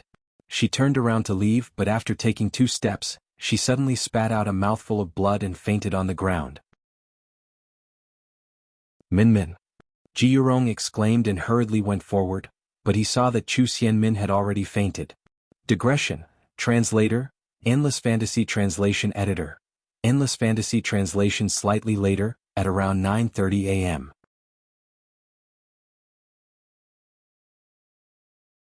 Chapter 184. When Chu Luiyue arrived at Jiuyo Tower, only Elder Wei Yun was at the door. As usual, he was taking a nap in his chair. But before Chu Luiyue could speak, he opened his eyes and looked over. When he saw that it was Chu Luiyue, he rubbed his eyes in shock. Luyu? Why are you here? Chu Luiyue went forward and smiled. I'm here to cultivate. Elder Wei Yun was even more surprised as he sized her up. Didn't you just come back from Wanling Mountain? Don't you need to recuperate? If you drag your sick body to Jiuyo Tower to cultivate, it will only do more harm than good. Thank you for your concern, Elder Wei Yun, but I've already recovered. As Chu Luiyue spoke, she handed over the nameplate on her left chest. Wei Yun took it hesitantly. Are you serious? Those little brats were sent back under protection and they were seriously injured. You came out alone but you're fine? Chu Luiyue coughed. Maybe. I'm lucky. I didn't suffer any fatal injuries and my body recovered quickly. Of course, she couldn't say that she was seriously injured, but because she had the Daijingyuan meridian, her recovery speed was much better than ordinary people. In addition, she was a celestial physician. She just needed to use some of the herbs she got from Zhenbao Pavilion, and she recovered quickly. Wei Yun saw that her face was rosy and she was full of energy. She indeed didn't look like she was injured, and he couldn't help but be amused. Hey, you're really something. Go. With that, he drew Chu Luiyue's nameplate on the black jade and handed it back to her. Chu Luiyue thanked him and walked toward the door of Jiuyo Tower. When she reached the door, she felt a biting cold aura again. She looked up slightly and saw that the eagle carved on the door didn't open its eyes, but the terrifying aura was still frightening. Chu Luiyue took a deep breath and pushed the door open. Everything was normal, and the aura quickly dissipated as if it had never appeared. Chu Luiyue calmly entered a room on the first floor. Actually, there was only one time when the eagle opened its eyes and almost took her life. After that, she came again and nothing like this happened again.